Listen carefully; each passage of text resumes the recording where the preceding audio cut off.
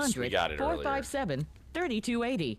800-457-3280. You've been writing stories all week. We can talk about Cookie. We can talk about Danelle Ellerby, Sprolzy, It's pain pills, Malcolm it's Jenkins. I mean, he's written about. and then LSU. That's over 100,000 people Jalen Mills. in New Orleans Well, struggling with drugs. what about Donnie Jones, punter? Donnie Jones too, yeah. Well, we've had enough. We're sick Oh, of great Val's a cut boy. He's going to end up writing That's about why the everybody. leading addiction doctors in New Orleans have come together to create a brand new program to treat addiction. We're proud to announce the grand opening of Long Branch Wellness. The goals of Long Branch How do you Wellness fit are simple. this headline We help in a our mobile patients feel headline? normal again while they continue to work. I go just to cut it school, off and just sleep in said their own beds at night. Jermon Bushrod. Long Branch Wellness Okay. is highly Just confident, wondering, this is our new convenient, and completely mandate. outpatient. Herbie Nobody was needs to know screaming about about it that, but too. you.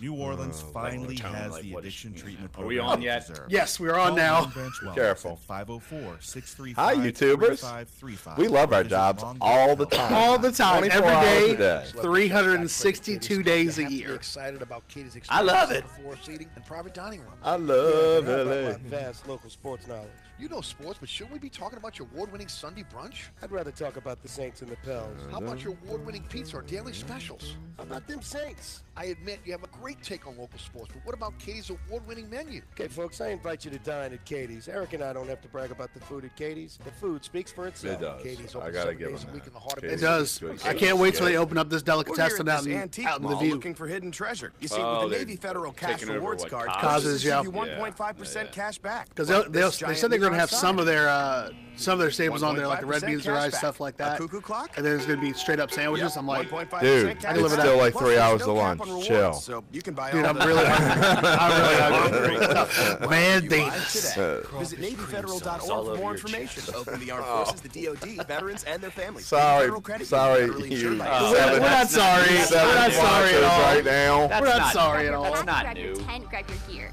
Oh Jump in. my We're goodness. going on an adventure.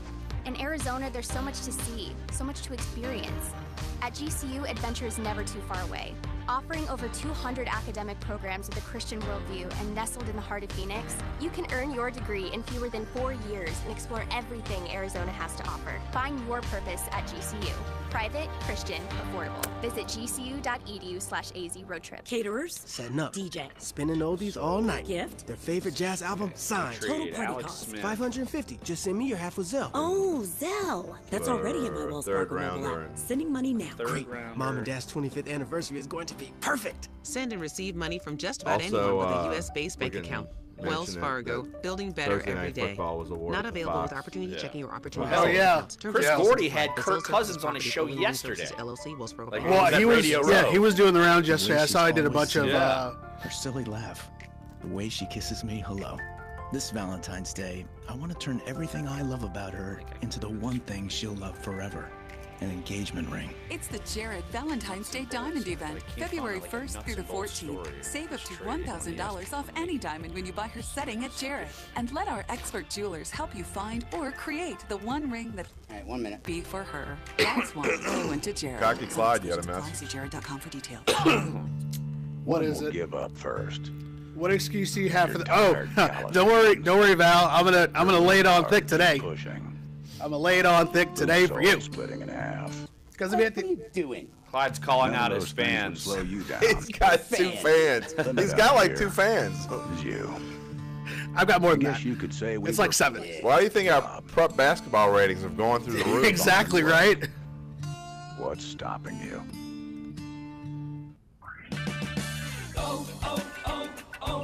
Save on your next oil change when you purchase 5 quarts of Pennzoil High Mileage Motor Oil and a MicroGuard filter for the price of Pennzoil Oh my God. $24.99. Plus, get a $5 I guess it's O'Reilly cheaper Auto than Parts Kirk voucher Cousins. mail-in He rebate deserves it. and earn Dude double deserves O it. rewards points with this purchase. been, O'Reilly Auto Parts. Better parts, better expletive prices on every day. Limit supply. See store for years details. now. Guy's a good quarterback. All right, starting up. All right. Auto Parts.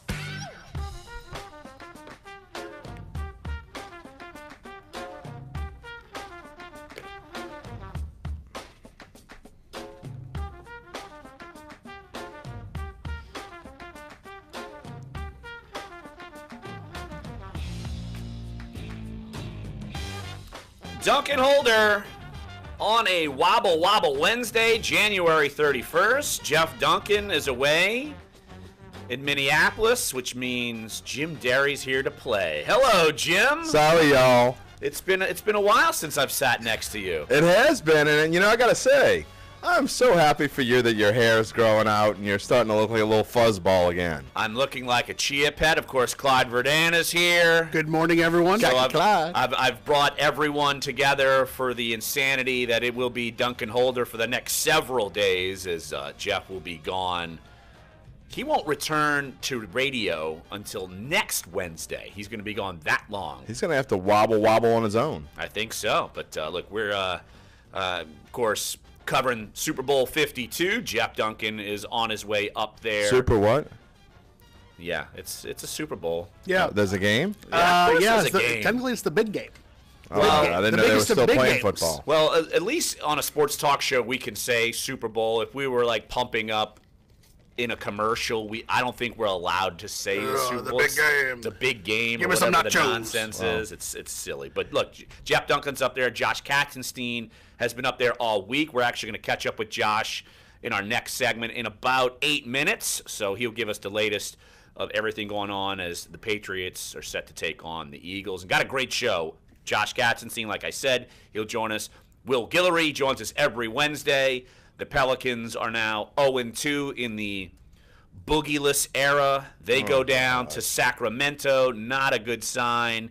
And so we will catch up with Will Guillory on all things Pelicans, trades that are potentially happening and falling apart, everything. It's funny, when I texted Will yesterday, he said, I don't think we got a lot to talk about. I said, look, we could bring back up the Jimmer Fredette era if we or Dan Dickau, we could talk about Dan that. Dickau, maybe wow. Maybe Eldon Campbell, big homie. When he actually scores, they play the homie don't play that sounder. Yeah. He suggested bring up the big cat Jamal McGlure. We could bring back those days. What happened? And I think every now and then it just comes out when I'm watching the Pelicans and make it clap.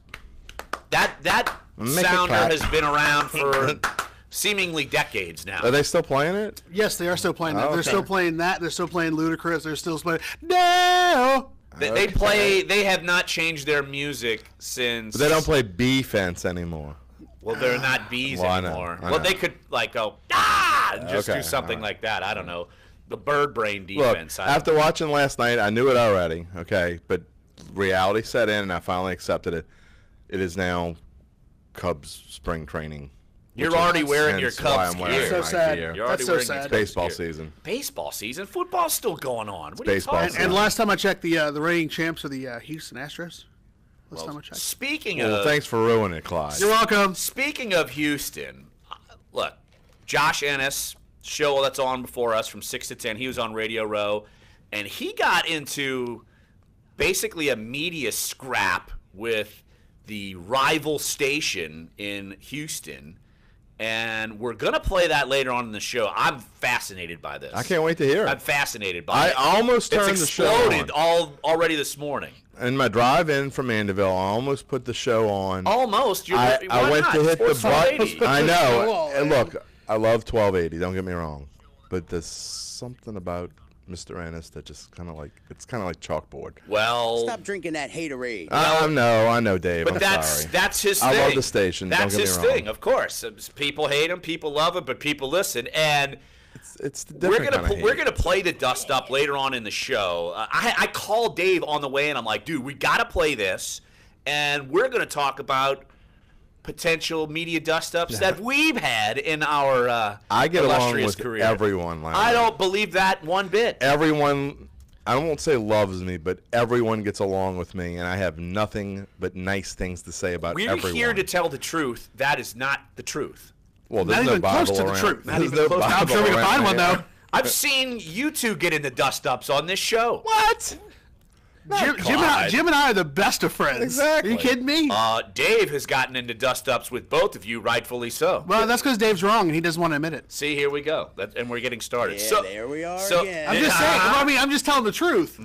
So Your version of it. we're gonna Accurate. play that and go through some interesting inside baseball media wars. I'm sure people will get a kick out of that. But I also had a philosophy the rest of the week that Saints aren't in the Super Bowl, lost in the NFC divisional round. We know Marcus Williams, yada, yada, yada, yada. So I think we're past that. So but instead of, though. Speak for yourself, pal. Instead of, well, I got past it in a day, but that's because I'm not a fan. So that's just what it is. I mean, people think I'm a fan. I'm not. Sorry. That's not what I am. It's okay. It's not what I am. So instead of frowning on not being in the Super Bowl, my quest for the next 3 days has to reflect on the good times.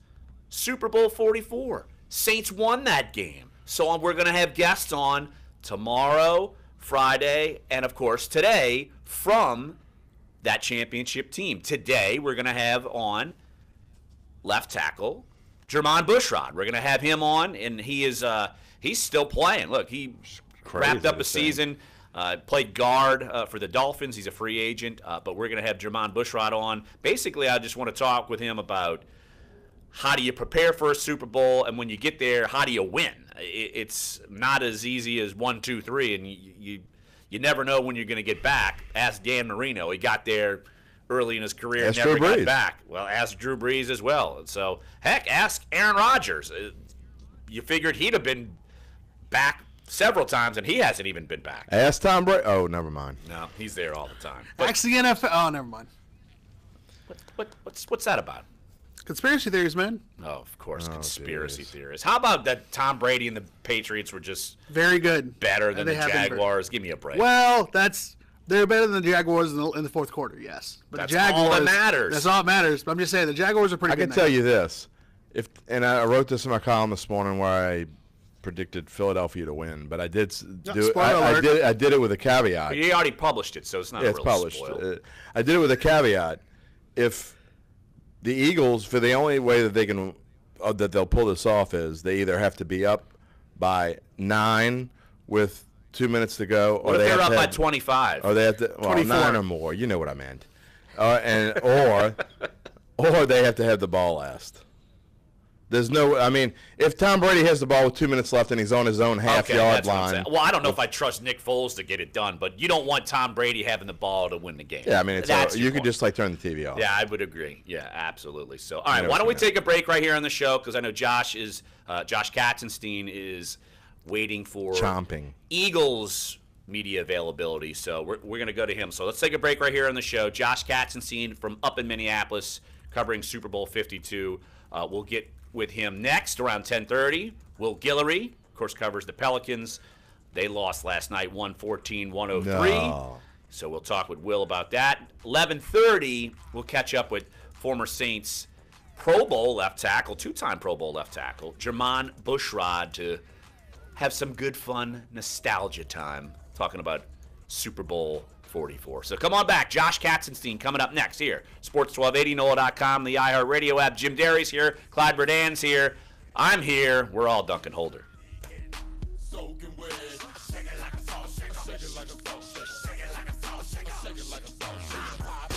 Your shot at $1,000. Text the keyword money to NJ.com. Eagles players mock Vikings in blowout got 1.4 million views yesterday. That's money to 200. Awesome. Well done. That's good. That's crazy. For some reason, Dunc and Holder is not in the advanced top 10. I'm stunned. Stunned. We're about to change that, though. We're about to change that, doggies. Of Josh already has 176,000 views. Does it really? I mean, this is insane.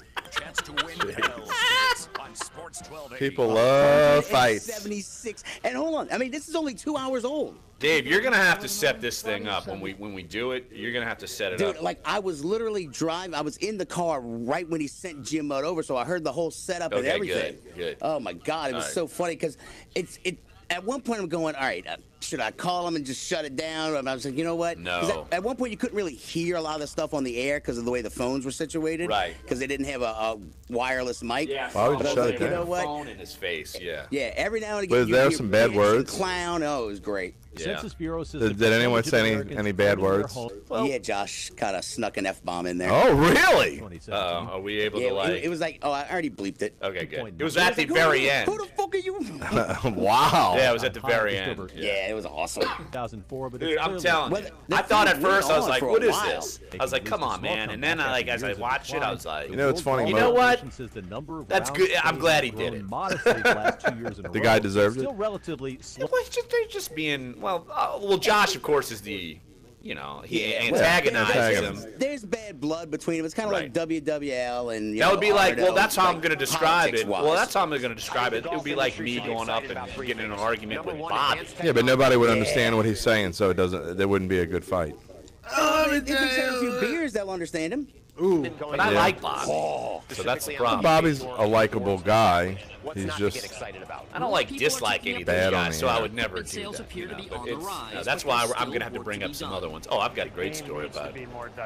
I don't know. I'll bring up. I still think I know Bobby's a diehard Saints guy, whatever now, but I still I can't stop thinking of Bobby with the airplane thing in the Falcons uniform. NBC's Dominic Chu that has not left my soul. Has not left your conscience? Not making a comeback. Blockbuster No, what's Video never left my conscience is that I blame him for had more than 9,000 the Saints not being worldwide. Now it's down a big to success when they had the Dome Patrol. Like, I did not like him when I was a kid. I blamed him for not. Their defense was awesome, and I blamed him. Because it was his fault. Yeah. Even I mean, he blew the Philly game by himself. Well, yes. I forgot how bad that game was until I went and looked back up. That team absolutely belonged in the Super Bowl. Until I went and looked back up and did like the history for this playoffs. I was like, whoa. Okay, cool. I was like, I forgot how bad that was. Time to be an all-star caregiver. Bad. Okay. Drive them to physical therapy, doctor's appointments. Be there emotionally and physically. Don't give up. Don't ever give up. I'm going to bring up my media beef with a former coworker of ours / former. I've had most of my beefs have come inside of our own newsroom. Honestly. This is Dunc and Holder on Sports 1280 New Orleans. Dave kicking off Wobble Wobble Wednesday with some fierceness. I like it, Dave. And joining us on the show, he never has to worry about Nickelback being played if he comes on every Wednesday, is our own Josh Katzenstein up in Minneapolis. So, Josh, this is more your style, my friend. How are you up there? Well, I'm indoors right now, so I'm good. But any time spent outdoors is not quite as good. But you got Minneapolis cold ice water in your veins. You should be able to go out there shirtless. Come on. You lived in Detroit, for God's sake. Oh, he grew up in Minneapolis. I mean, come on. I mean, look, I'm capable of dealing with it, but that doesn't mean I have to like it. Yeah. That's a fair point. I would totally agree. Josh Katzenstein, of course, covers the Saints for NOLA.com. The Times-Picayune up at Super Bowl 52. And, Josh, you've kind of run the gauntlet of former Saints players and writing stories you've written about Malcolm Jenkins, Brandon Cooks, Donnell Ellerbe, Darren Sproles. Of the stories you've written, which one has kind of intrigued you the most of your coverage up there? I was kind of interested in what Ellerbe had to say. I mean, a lot of the stuff is just boilerplate out here. Guys just say, they're also focused on the game. They don't want to say anything that could become a distraction. But, Ellerbe, I asked him point blank. I'm like, look, did you ever pay attention to all the fans who just, loathed you for having all these injuries? He's like, nah, it's not like I'm trying to get hurt, So, it's not the most interesting thing, but, I mean, it's true. Like, there were so many Saints fans that just hated Ellerbe because he couldn't stay healthy. But I think some people, when you're fanatics of these teams, they forget that, these guys often don't have a lot of control over when they can play and when they can't. So, I thought it was good to catch up with him. Malcolm Jenkins, obviously a really interesting guy. He still loves New Orleans. He said he spends at least 2-3 weeks there every year. Wants to come back for Mardi Gras this year. However, growing up in New Jersey, he likes being in Philly now because it's close to home. And so I thought those were two interesting things. But I'm actually going to talk to Patrick Robinson here in a minute. So should have even more former Saints stuff. Yeah, you mentioned Patrick Robinson. We talk about Malcolm Jenkins having a career renaissance. Patrick Robinson has really had a career renaissance. Pick 6 in the NFC Championship game. But just being around the two teams. Obviously there's the hubbub, but what's the sense? I mean, Patriots have been there, done that, but what is your sense with the Eagles? From the people you've talked to, is this thing too big for them, or are they just kind of settling in and ready to go? No, I mean, I think, well, there's two factors at play. I think they're playing up the underdog card, which they've been doing all playoffs pretty much since they were, the underdog against the Falcons and then against the Vikings as well. So, they sort of are using that as motivation, this week again because they're underdogs to the Patriots. But at the same time, I was talking to Jalen Mills, the former LSU cornerback, yesterday, and he said that, people need to know that this team has a lot of swag, and I think that's sort of where you see the underdog stuff come into play. They're just trying to have a good time, trying to keep the energy up, and it seems like they're not going to be scared of the big bad Patriots. Speaking of that, Josh, what is the air around Nick Foles? And obviously he's not some rookie that just came in and started a few games ago, but what is your sense of him? How's the stage for him? Does it seem like he's okay with everything? Yeah, I mean, he seems really confident. I mean, it'd be hard not to, after the two games that he had, in the playoffs, especially, last week against the Vikings, hitting some of those deep balls. So, yeah, I mean, obviously, a lot of people here, are talking about how, the Eagles would be much better positioned if they had Carson Wentz. But, Nick Foles doesn't seem nervous about the big stage at all. Josh Katchenstein, Saints beat writer of NOLA.com, the Times-Picayune, up in Minneapolis and St. Paul, covering Super Bowl 52, joining us right here on Dunc and Holder. Darren Sproles, injured. It sounds like he wants to possibly come back next year. What is his mindset like? I almost look at him, and when the Saints went to the Super Bowl, Deuce McAllister was basically in the same role as him, kind of sideline cheerleader. How is his mindset, and does he feel like he can come back next year? Well, I asked him that. He said, he hasn't really thought about it too much yet. I know I saw another story that said he's leaning toward coming back. But, as for this week, he said he's basically just another coach, and that makes a lot of sense. He's obviously got the most experience of any of the running backs on the Eagles team. Probably, I guess I haven't gone down the whole roster, but he's got to be one of the oldest guys on that team. I think he's 34 already. So, there's a lot of experience he can provide to some of these younger guys. And, I mean, the last time we saw him out there, at the start of this season, he was still playing well. So I wouldn't be surprised if he comes back and continues to thrive. It's just a question of, how he recovers. He said he's recovering well. But, at his age, not always that easy to get back from, the two injuries he had. I mean, he broke his arm, tore his ACL. So we'll see what he can do. And then, the other factor, Eagles traded for Jay Ajayi. They have a couple of young running backs. So, it's not totally up to him, but I imagine if he does want to come back, someone will probably give him a chance. Are the fans out in force yet? How are those Philly fans? I haven't seen too many of them. Honestly, all the media stuff's like pretty centrally located at the Mall of America. So, it's mostly Vikings fans that I've seen. I imagine the Eagles fans will come take it over, tomorrow or Friday. And once that happens, I think it'll be a little bit more intense out here. Josh, why is Brandon Cook so surly?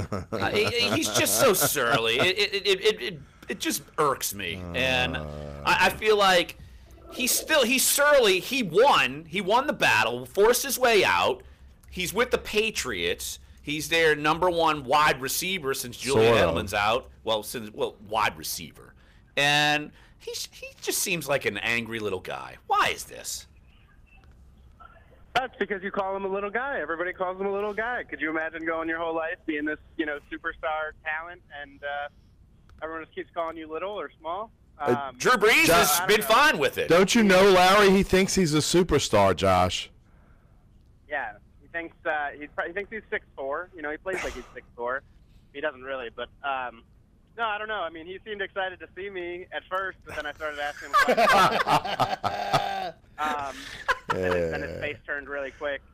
But, no, I'm going to try to talk to him a little bit more today. I mean, look, I mean, this is a good experience for him. But like I said earlier, you know, so many of these guys just don't want to say anything that becomes a distraction. So, you know, hopefully down the road he'll, you know, eventually explain everything that went down with him, you know, expressing his desire to, you know, get a different role or get a different team. But certainly he has little interest in talking about that right now. Oh, it's only a matter of time before he finds his way into Bill Belichick's doghouse, too. Right, yeah. That's. I guess it'd have to be, you know, he could probably fit in a normal-sized doghouse based on. Yes! Savage season. I love it. Josh Katzenstein, Saints beat writer, NOLA.com, Times-Picayune. Follow all of his coverage. He's been up there since Monday, chronicling everything going on in Super Bowl 52. He'll be there covering the game for us there. Hey, Josh, appreciate the time. I know you got to run. We'll catch up with you on Friday to kind of maybe get a little bit more game chatter. And I'd like to talk with you, see what Patrick Robinson has to say. So we'll catch up with you on Friday. Okay, sounds good. Thanks, Get your hot cup of coffee, buddy. All right, that's Josh Katzenstein, NOLA.com, Times-Picayune. I loved it. I'm obviously not a Brandon Cooks fan. Is there one? His mama, maybe. I think so. But the fact that I watched, what is it, Tom versus Time on Facebook. He's got his little documentary as we go to break right here. And they went to Montana for a couple days to go work out and do some things. And you saw Danny Amendola up there. You saw Julian Edelman up there. Yeah. No Cookie. Cookie was not there. He was too good for that, apparently. Probably wasn't getting. He doesn't want to work out with Tom Brady. He's too good for that. Tom Brady? Who's Tom Brady? Exactly. Cookie. Surly Cookie. Get over it, Larry. You gotta let it go, bud. You gotta let it go, bud. He's just an angry little man. That's just got to be little, just angry. He's little. Too bad. It's facts. So let's take a break right here on the show. We get back.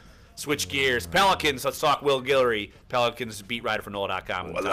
So I know Boogie at least is still a presence on our show. I know that is sad. It really is. I mean, it's sad. I know. All right, we'll talk with Will about poor Boogie and his Achilles and what's next with the Pelicans. So come on back. Sports 1280 NOLA.com, the iHeartRadio app. We're Dunc and Holder. He's such a surly little angry man. You know, I gotta say, I didn't realize how endearing Boogie could become. See, that's the thing too. I didn't know about the trade when I first heard about it. I'm like, yeah, we need that. I don't know if that's going to work here. And like, temperatures the will guy get really into the has 60s this afternoon. He's grown on you. Like he grows on you. Really has. He's not grown on Jeff. Jeff. He's grown on Of course not. Yeah, Tonight I think will be as well chilly. outside of old man dipping Jeff. into those upper 40s and mid-50s across the area. From the Fox 8 Weather Center, I'm meteorologist. I'll leave my Jeffrey alone. Okay, that's weird. This is weird. It's not on my phone. I got some message on my watch, and it doesn't have any app thing on it. It says, Surly Cookie, get over it. Larry's gone now. Angry little. Someone's texting you? Give up on their New Year's It's not a resolutions by text because it February. doesn't But come there's over one the- thing Americans never give up. Somehow Siri must have picked up on what we were TV saying. reaches 86% of Americans. Radio That's commercials weird. just like this one will reach 93% of Americans in every single week of 2018. So if you want to reach He got more one moms, over on the fans, Saints. teens, Forced his way professionals, out. shoppers, and They don't trade him. They don't trade him to Cleveland. They Make trade a him to resolution New to go England. to iHeartMedia.com and put radio to work for your company in 2018. A big trade in the NFL between the Washington Redskins and Kansas City Chiefs. They got what was good for them in exchange for It worked for cornerback them, Kendall so. Fuller the highest, and a third-round they pick. went to the highest bidder, Cousins which will play elsewhere next season. number 32 overall ESPN pick was reports the Smith would highest sign a pick that 4-year people extension were with the Redskins, averaging $23.5 million per year, with $71 million in guaranteed money. The trade can't become official until the start And of if the you league could trade on Cooks March for 14th. Ramczyk straight up, NBA you'd rarity is do a Golden it. State Yeah, Warriors you would lose be and a lose no-brainer. big. Yeah. A 30-point defeat in Salt Lake City as There's they're no wiped doubt out by the Jazz 129-99. Warriors head coach Steve Kerr. It's the NBA.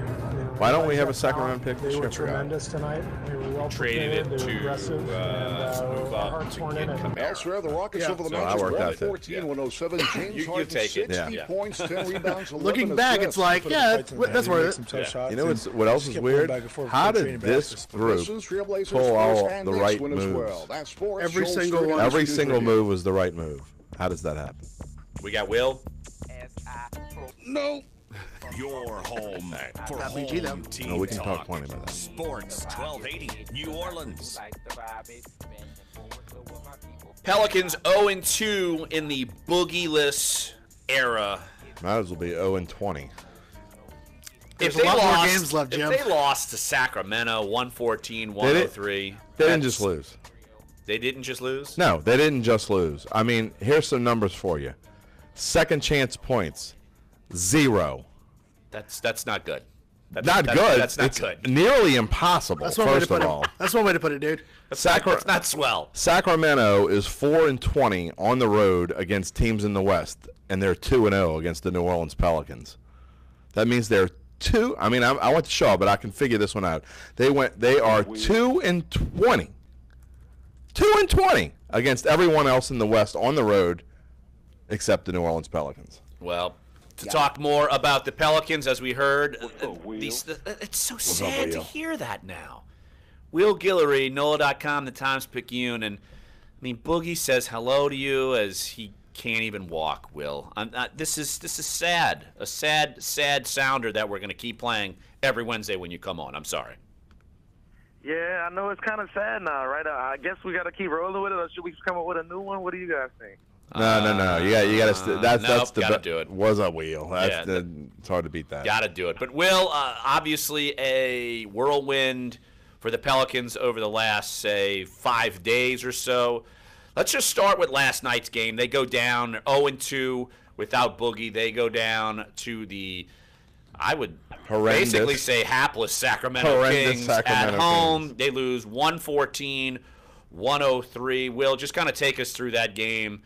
Just what did not work for the Pelicans last night. Yeah, I think obviously, there's still a mental aspect to this with the Pelicans where they're still just getting over the fact that they lost DeMarcus, not only the player, everything he did for the team on the court with his, his presence in the paint, the way he created shots and all that stuff, but just I think the emotional side is as well, just the everything he brought with the way he talked on his team, the toughness, just the every time, they would kind of get into one of these funks, he would be the guy on the bench yelling at everybody to kind of get their head back in the game. But I think at this point they're still recovering. And on the court, it's tough right now for Anthony Davis and Drew Holiday to kind of continue playing at the level they were without DeMarcus out there kind of drawing that attention from defenses. And you're seeing teams are forcing the ball out of those two guys' hands and forcing other guys on the Pelicans to beat them, and it's just not working out at this point. Those other guys play well, but they're going to need more from Anthony and Drew moving forward, or you're going to continue seeing bad losses like last night. And I mean, it's getting really bad right now. I don't know how they're going to get out of this, but they're going to have to if they want to stay in this playoff race. Will, they look like a bunch of pouty kids that their mom's out of town for the next 2 months. And what an analogy. That's what they looked like last night. I'm serious. They're like, okay, we got to go on the floor. It's time to play. I mean, really, they're just kind of walking around with no purpose, and they're not playing basketball. I mean, they find things to do right. They get aggressive. They go inside. They score. They go on a couple runs, and then they go right back to just jacking up threes and not rebounding. Yeah, and I think one of the most frustrating aspects of last night was just like you said, the effort last night was just lacking. It was a lack of belief. You could just see it throughout the game on the way the guys are playing. And there was never a feeling. Like you said, there was a few times where they cut into the Sacramento lead. I think they cut it down to 1 in the fourth quarter. But there was never a sense that team really thought that they can win that game or thought that they can really turn this thing around with DeMarcus. Obviously, there's a lot of season left. They still can do that at some point.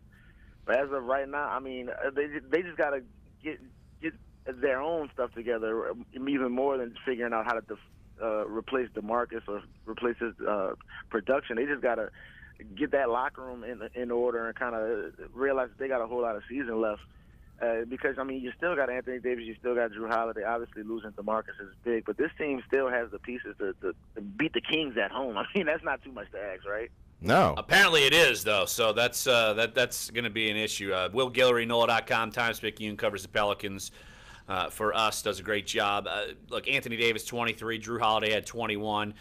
Your other starters combined for 14 points. Ian Clark comes up with 20 points off the bench, 9 of 10, but you're not going to get that every game from Ian Clark, and you still lose by 11. And when you talk to the players, I know they're probably still a little bit shell-shocked, but Do you even get a sense that they believe that they can overcome this, or are they just kind of saying they can and maybe they don't believe they can actually do this?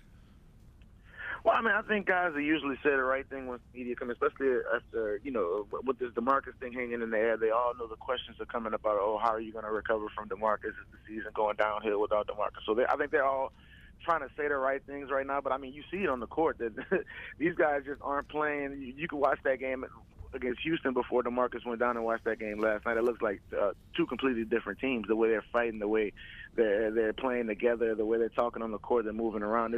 This team has completely lost all of the confidence they built during that streak where they won 7 of the last 8. Now, again, if you win a couple games, maybe this comes back. But I think this team has to just start playing harder. They have to start just find that energy, find whatever they can to start playing with. And I think it has to start with Anthony. I mean, if we have this conversation, we have to have an honest conversation about Anthony. Last night had one of his worst games of the season. I think he was uninvolved. He was kind of just aloof the entire night. I think who knows what that's about. Maybe he can get over it after a while, but I think it has to start with him on both ends of the court. Obviously, you're asking of a guy to carry the team the way he did in the past, but if this team's going to turn this thing around, it has to start with him, and he can't be the guy kind of loafing around, jogging up the court, because that affects everybody else, and you saw it last night. Well, not only was yesterday a game day, but obviously it got really interesting before the game even started with talks of possibly trading Omar Sheik to the Bulls, that falling through. Damn. For a load of reasons. Can you give the listeners kind of a little bit of a quick overview of what happened yesterday, and then talk a little bit about why the trade fell through and if it could even possibly go through at some point before the trade deadline in 9 days? Yeah, the way the deal was originally reported, it was going to be Omer Ashik and a future first-round pick for Nikola Mirotic. Obviously, with DeMarcus going down, the Pelicans are looking to add some more front-court depth. Another guy that can kind of play alongside AD at the end of games. Mirotic has shown he can do a little bit of that, and he can also knock down shots from the perimeter, which is big for this team with that kind of spread up-tempo style they like to play with Alvin Gentry. They thought Mirotic would have been a perfect fit in that system. But the way his deal is set up, he has a team option for next year where it's $12.5 million. And his contract is set up where if a team doesn't pick up his team option, he has the option to veto the trade and not allow that trade to go through unless they pick up his team option. So, and the Pelicans want to bring Mirotic in, but they don't necessarily want to not lock in his contract for $12.5 next year because obviously you have the DeMarcus Cousins free agency looming over the franchise. This is a team that hasn't paid the luxury tax in the past, and you're looking at giving a big deal of DeMarcus Cousins.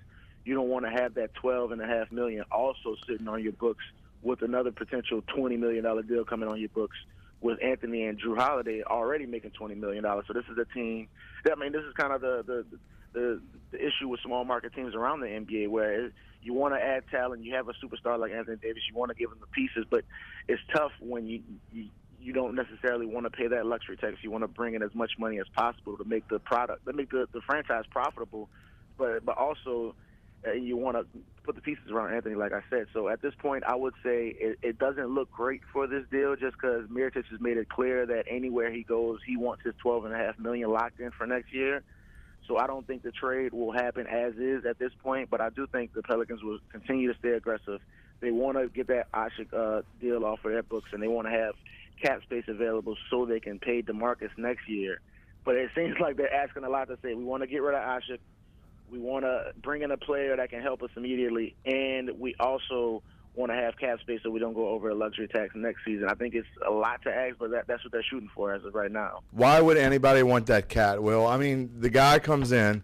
He looked like he was gassed after the first 4 minutes he was in the game. He played 24 minutes. He could barely get up the floor.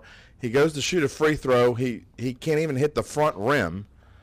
I mean, why? You're trying to trade this. When you take on Ashik, it's not about necessarily taking on Ashik. It's about I'll take Ashik so I can get the first-round pick from you. That's why the first-round pick has to be attached pretty much to any Ashik deal because teams will say, well, I'll take on the Ashik deal. Next year is the last year where it's fully guaranteed, and then 2019 you can buy him out for $3 million. So teams will say, hey, I'll take on Ashik. He'll basically be an expiring contract next year, and I'll do that so I can get a first-round pick. So, I mean, that's position the Pelicans are in, where they have to kind of sell off their bad contracts by attaching first round picks, which is, again, this is this ongoing cycle, because you traded a first round pick to get Ashik, but now you got to attach a first round pick to him just to get him off the roster. So again, it's this ongoing cycle with this franchise and the way they've kind of dealt with free agency and trades in the past, and it's coming back to bite them now. And when you lose a guy like DeMarcus Cousins, those past mistakes stand out even more. Well, if they want to sell him, here's a tip: keep him on the bench, because no one's going to want him if they see him on the floor.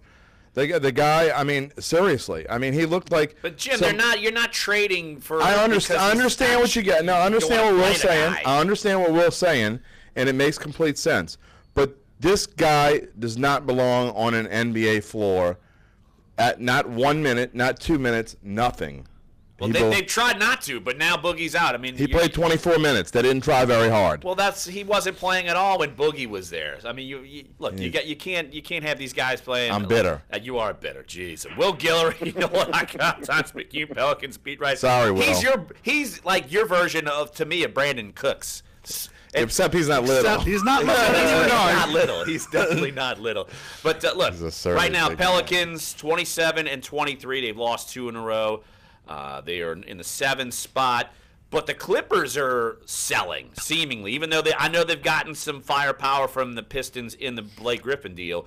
But, Will, and you kind of echoed what I was thinking, the fact that the Clippers are making all these moves, could it be a saving grace for the Pelicans to remain in this playoff hunt? Yeah, absolutely. I mean, I think at this point, that's the way you kind of have to take it, especially considering rumors came out right after the Blake deal that the Clippers are also looking to unload DeAndre Jordan and Lou Williams. Probably their second and third best players before the Blake deal. So I think it's a kind of a shocking thing to kind of see a team that's right there for the AC just sell off all their star players and just say, hey, we don't want to make the playoffs. We'd rather just add pieces and build for the future. So if the Clippers aren't really going to be in it, I mean, they're still right there. I think they currently sit at number 8 right now. But if they end up dealing Lou Williams and DeAndre Jordan, I don't think there's really much competition left for the Pelicans in that race for the 8th seed in the West. So I think that's a saving grace. But, again, if you're losing games at home to the Kings, I mean, who knows where this thing is headed now. And then the Pelicans have back-to-back this weekend at OKC, at Minnesota. You got to think that's going to be a tough one for a team that's limited on the bench. So they've got to start getting wins. They've got to start playing better, even if the Clippers sell off all their pieces. Because, I mean, as of right now, that definitely didn't look like a playoff team last night. And if Anthony Drew, those guys don't start picking up their play, I mean, it probably won't be a playoff team. Any chance they could trade us Doc Rivers? I think that might probably won't be a possibility. No, just asking. Fans out there that want to bring the Austin train back. I don't know about all that. Just asking. I'm not going to get you involved in the head coach talk because you have to cover them every day. So, but I'll say what I think when you're off the air. You're going to save it? Well, I don't want to mess up Will. I don't want to make Will I don't want to make Will comment on that. I appreciate it. There you go. All right, Will Guillory covers the Pelicans for NOLA.com, the Times Picayune, staple on Wobble Wobble Wednesday. It's like we made it for Will. Straight up. Oh, so Will Wobble, of course, Wobble Will. Alliteration. I would imagine that he partakes in wobble culture. Why is that? Because I partake in wobble culture. I partake in every culture. That's also accurate. I like Wobble Wobble Wednesday. So, but hey, Will, appreciate the great coverage. Keep your head above water because this thing, who knows where it's going to turn next. So, appreciate the time, Will. Thanks, Will. I appreciate you guys, and we all love wobble culture. Absolutely. Of course. Especially on Wednesday. Of course. All right, that's Will Guillory, NOLA.com, the Times Picayune. The Pelicans will be taking on OKC on Friday? Yep. Is that accurate? Okay, we'll see if they... Can't wait to come back and give Clyde more grief. They are going to probably lose that game. They're probably going to lose the Timberwolves. If they can't beat Sacramento... And here's the problem as we go to break. And I said this yesterday. They weren't playing a bucket of great defense originally. They were outscoring people. Now that they can't even outscore the Kings... They're in big trouble. Awful defense. They're in big trouble. Almost zero defense. All right, so let's take a break right here. When we get back, we will have more interesting conversation. Don't forget, around 11:30, former Saints tackle, Super Bowl champion, Pro Bowler Jermon Bushrod's going to join the show. When's the Ennis thing coming on? It will come hour number 2. We will have Media Wars. So we'll touch on all that. down the road here on Sports 1280, NOLA.com, the iHeartRadio app. Jim Derry's in for Jeff. Clyde's here as always. I'm here. We're all Dunc and Holder. I just had to give you a little punch in the gut over there. Unreal. Fellas. You can listen, but I know you can listen to Jay-Z 1 minute and Alan Jackson the next. Yeah, that's also accurate. Well, that's also very true. Jim, you don't get so close to the mic. That's why you're loud. You're blowing out the eardrums. Yes, stay. This is the length. This is the length you need to stay with. Yeah, because when it gets too loud, it pops, Right. and so then you can't understand what anybody's saying. Right. No, yeah, you're like eating the mic. 1001 Live Oak between Bonneville and Lake Avenue, or in You're getting Carrick, riled up about Omar Ashik. Let Mr. Eds cater your next event. I Mr. can't say that on YouTube? Of course. Two great locations. Jeff one great drops menu. F-bombs Mr. Ed's Oyster on Bar and Fish YouTube. House, now open in the core, 7 I'm like, days a Jeff, week, we're on. 12 He'll p.m. drop an F-bomb and like before the show, and treasure truck and is then gonna start showing up I was at like, Jeff, different we're on foods YouTube. across Oh, the okay. country. And then 30 seconds later, he'll drop another one. I'm like, Wheels Jeff, program I is give up. literally a truck driving around with discounted products on the internet, buy you do online and then pick what up I in want. person. The internet's. In the past, the truck has carried things like GoPro Seriously, cameras, I'm Graphene, Amazon He bought Whole says, Foods he last says, year. Jesus, Google thought I was says it bitter. removed You're bitter 700,000 McGee. potentially harmful apps from its Play Store last Seriously, year. Clyde, you That's think up the same thing when you 70%. watch the Did you game last night? outgraph Why is Graph? this dude? He on the floor? outgraphed Graph. He outgraphed Graph. That's impossible. Sunshine and 3 universities Seemingly. claim their I mean, artificial seriously. intelligence is 95% He says I'm like Mr. accurate, Rogers in while the comparison patient to is Terry. one Come on, Graph. The software uses medical bring records data, including patient demographics, Oh, my previous gosh. diagnosis and procedures, Might hate lab that results, out and vital signs. The software can also predict readmissions, length of stay, and diagnosis. 20 seconds. Okay. Wait, what's that? I have a guest in the lobby. And I'm here to tell you about Think It Up, a new initiative to activate student-powered, teacher-led See, learning projects. the bad thing is my Students and teachers, stinking how can you spark headphones great barely learning reach, so I gotta like. experiences in their All right, come back. classrooms? Join us at thinkitup.org. Yeah, you're from there. You're This is Dunc and Holder on Sports 1280, New Orleans. This is hard to do. You have outgraphed Todd Graffanini. No. Yes. I don't believe that. I'm sorry. We've had Todd enough on the show that, God love him, he's had some moments this year on this show specifically that I think will outdo and outpace a lot of the things that we do. Look, listen, I'm not a Tulane fan by any stretch, but I listen to Tulane football just to listen to Todd Graffanini. Oh, I listen to Tulane Athletics just to listen to Todd Graffanini. That's the truth. There's no question. No question. I mean, so I think maybe there's a little Graf in me. But I've known you long enough. There's definitely a lot of Todd Graffanini in you. There's no doubt. Y'all come from the same cloth. But he's texting me saying, Jesus, thought I was bitter. I'm like Mr. on. Rogers in comparison. You're so bitter at Omar Ashik. Well, if he didn't watch, Graf must have not watched the game last night because he'd feel the same way. Well, he's probably after exactly. not He's wanting busy. to watch it. He's busy.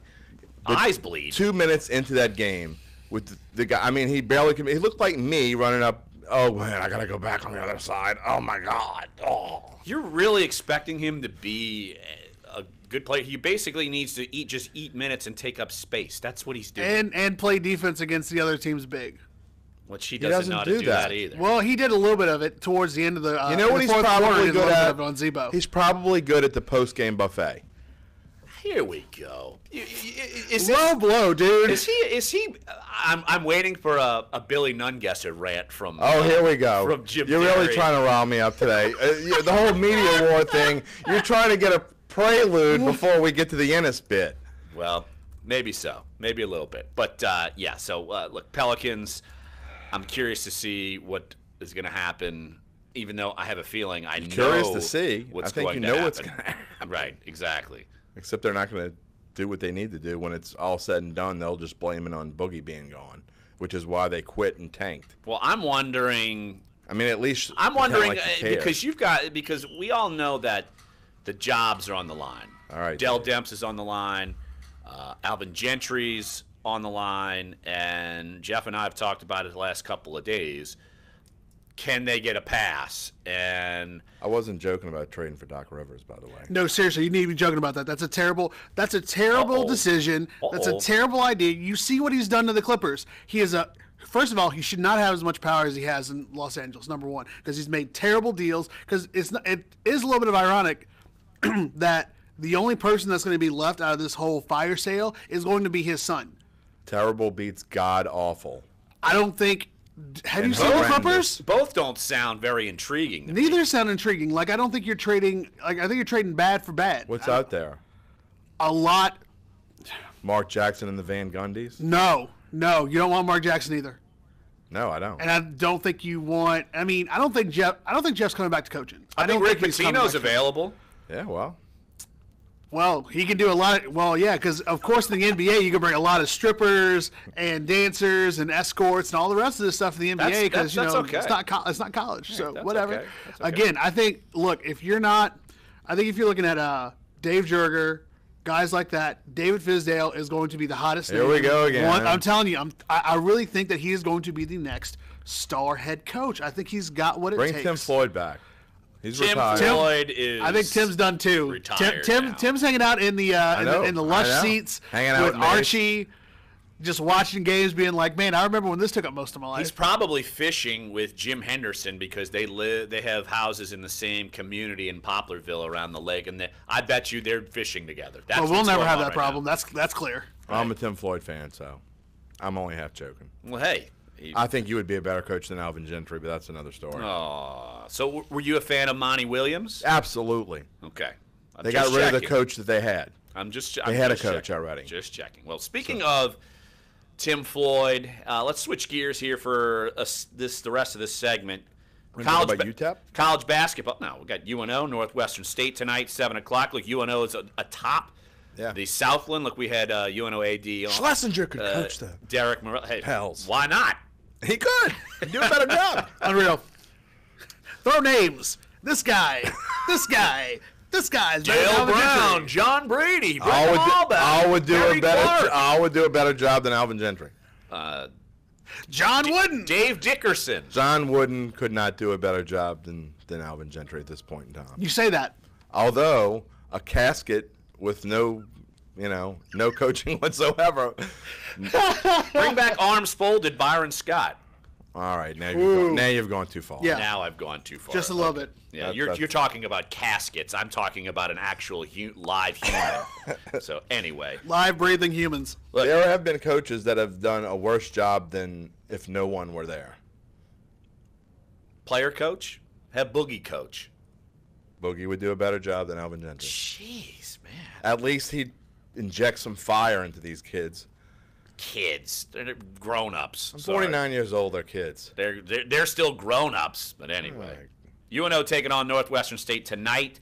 Look, New Orleans. Tulane is at ECU. They could use a win desperately because they've kind of fallen on hard times in the last couple of games. They're taking on ECU. 5:30 tip, 5 o'clock pregame right here on your flagship station.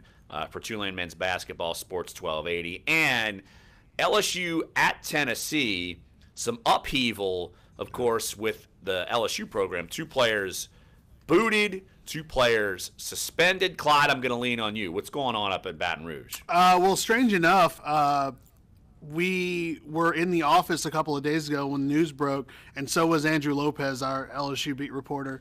And this one actually caught me off guard because I had actually no idea this was coming. So I went into the office where he was, getting ready to start pumping out things, and asking him what was going on. And he was like, just kids being kids at this point, doing things they're not supposed to do, breaking team rules, not supposed to be going where they're going. And of course, for a team with a first-year head coach, new head coach, a very different coach than Johnny Jones and Will Wade, you're not going to want to do any of that type of stuff to test his authority.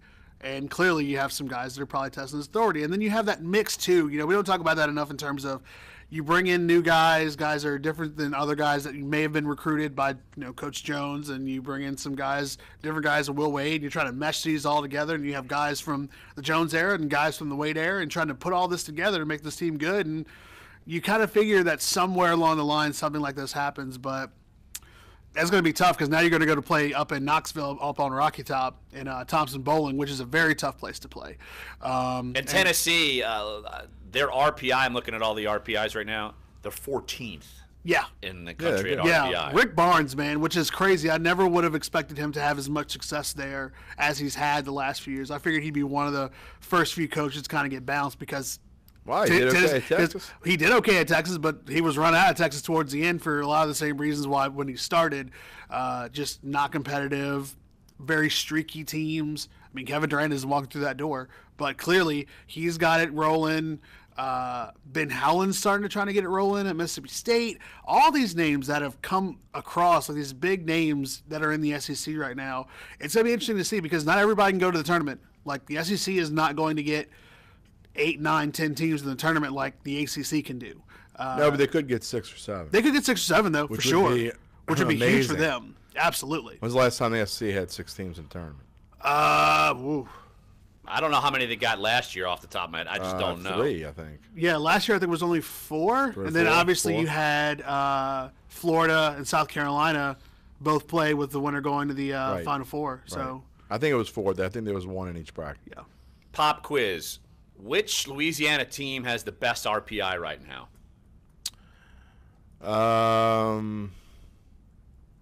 Louisiana Tech. Yeah, I was going to go with the Texans. No. So you're both wrong. Wow. Good job. We both guessed the same thing, so we're obviously UL Lafayette 17-3. They're 56 in the RPI. Wow. LSU is 81. What's going on at UL Lafayette, man? They're getting it done. Oh, you're right. Well, first of all, number one, they're playing in the Sun Belt. That's number one. They're the best team in the Sun Belt. But I do believe I did see somewhere that Louisiana Lafayette is one of only like 10 teams in the country right now that has 17 wins. So clearly at this point, they are absolutely steamrolling, which is not a surprise. LSU's at 81. They lost to Ole Miss 94-76. Let's see. They lost to Wyoming by 9. Just a heads up, Tulane is 129 in the RPI. Louisiana Tech is 154. They're 11-9 in Coosa. So they lost to Clemson by 29. Well, hey, you're gonna lose some of those games, but look, UL Lafayette's getting it done. So look, what's strange is how many teams from Louisiana we could theoretically get into the NCAA tournament if they go on a run and win their conference tournaments. UL, Nichols, UNO, and yeah, you Southeastern. look at UNO and Nichols. They're probably going to be battling it out to win the Southland. So hour number 1 is up. Hour number 2 is on the way. Around 11:30, we'll talk with former Saints left tackle Jermon Bushrod. And when we get back, do you want to get into media wars? Well, I don't know. I mean, you've been railing on me for the last 20 minutes, so sure. Well, we'll do it. So there we go. Sports 1280, NOLA.com, the iHeartRadio app. Duncan Holder. Railing. We'll just not this tweet. Cervical cancer that is the Oscar second grant by leading Jim cause Derry of on Duncan cancer Holder was deaths nothing but in flames. women in their 20s and 30s. 13,240 yes, new he's cases of invasive yes, cervical cancer will be diagnosed in this country, and 4,170 women will die from cervical blame cancer. Dell Demps Lynn for Erdman, signing the it. Association of Women's Health Obstetric and Neonatal Nurses. She says that's why Unbelievable. it's critical for a Unbelievable. woman to have I'm an trying to figure out how many annual pap games he smear missed, when she or becomes he has sexually missed. active. Want to get a free read on your blood pressure? Yeah, he's played before yesterday. Yeah, did he play before yesterday? He only might have played like. Is installing 300 blood pressure kiosks over the next 3 years. He's probably It's about only raising played- awareness and saving lives. The kiosks will be installed bad in he is. drugstores, community centers, and other locations. need the old lost in sheepdog neighborhoods that are back, known Aaron to have Gray. high rates of hypertension.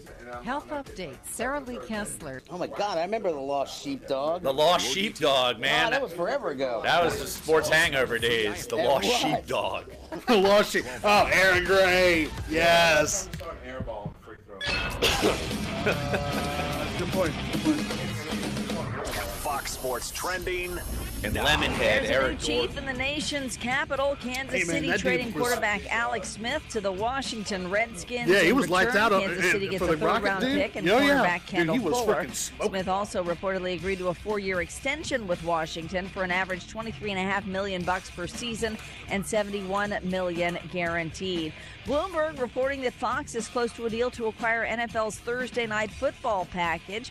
While in baseball news, MLB.com reporting that longtime Major League outfielder Oscar Gamble has died at age 68.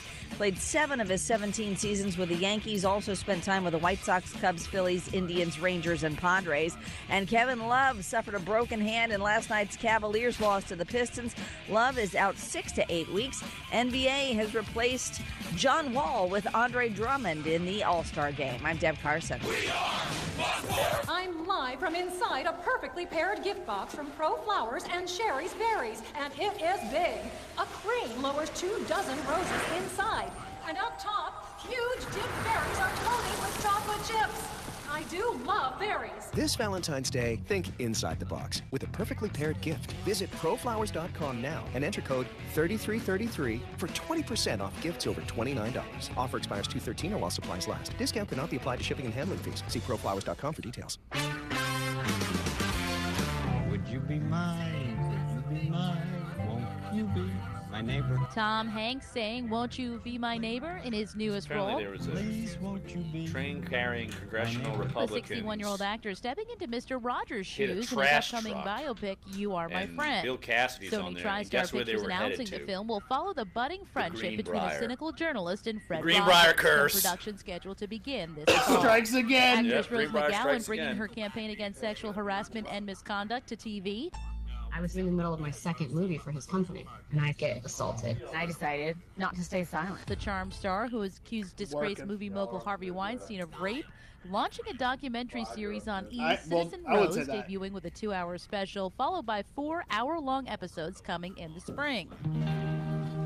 Meryl Streep has trademarked Meryl Streep. The New York Post reports the 68-year-old actress filed a trademark to protect her name. The move comes just days after HBO announced Streep is set to join the Big Little Lies cast for its second season. Man, I missed the opportunity. I should have, when we were talking about Smashing Skrulls, I Pumpkins should have, frontman and founding member Billy reread Corgan his hinting wife's that the band rant is when he got recording its traded. next album Oh, with producer yeah. Rick Dropped the Rubin. Compton A long curse on the Instagram Saints. caption, Corgan revealing he's I currently don't even in know what the studio with Compton the highly curse is. respected Rubin and original band members working on the band's reunion album. That's entertainment. Jennifer Pilson, NBC News Radio. Caterers, setting up, DJs, spinning oldies all night. Gift, Their favorite jazz album signed. total party cost. 550. Just send me your half a Zelle. Oh, Zelle. I don't know That's if you're already joking. in my Wells Fargo. Sending money now. Great. Mom and Dad's I was like, 25th no, anniversary is no. going to be perfect. Send and receive money from just about anyone with a U.S.-based bank account.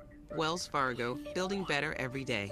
Not available with Radio Opportunity Road- Checking wow. or Opportunity Savings accounts. Terms and conditions Bleacher apply. The sales Report. services property of Set out Oh, Josh Ennis. Wow. Homeownership is bouncing off the floor. The Census Bureau says the percentage of Americans owning their home increased to 64.2% in the fourth quarter of 2017.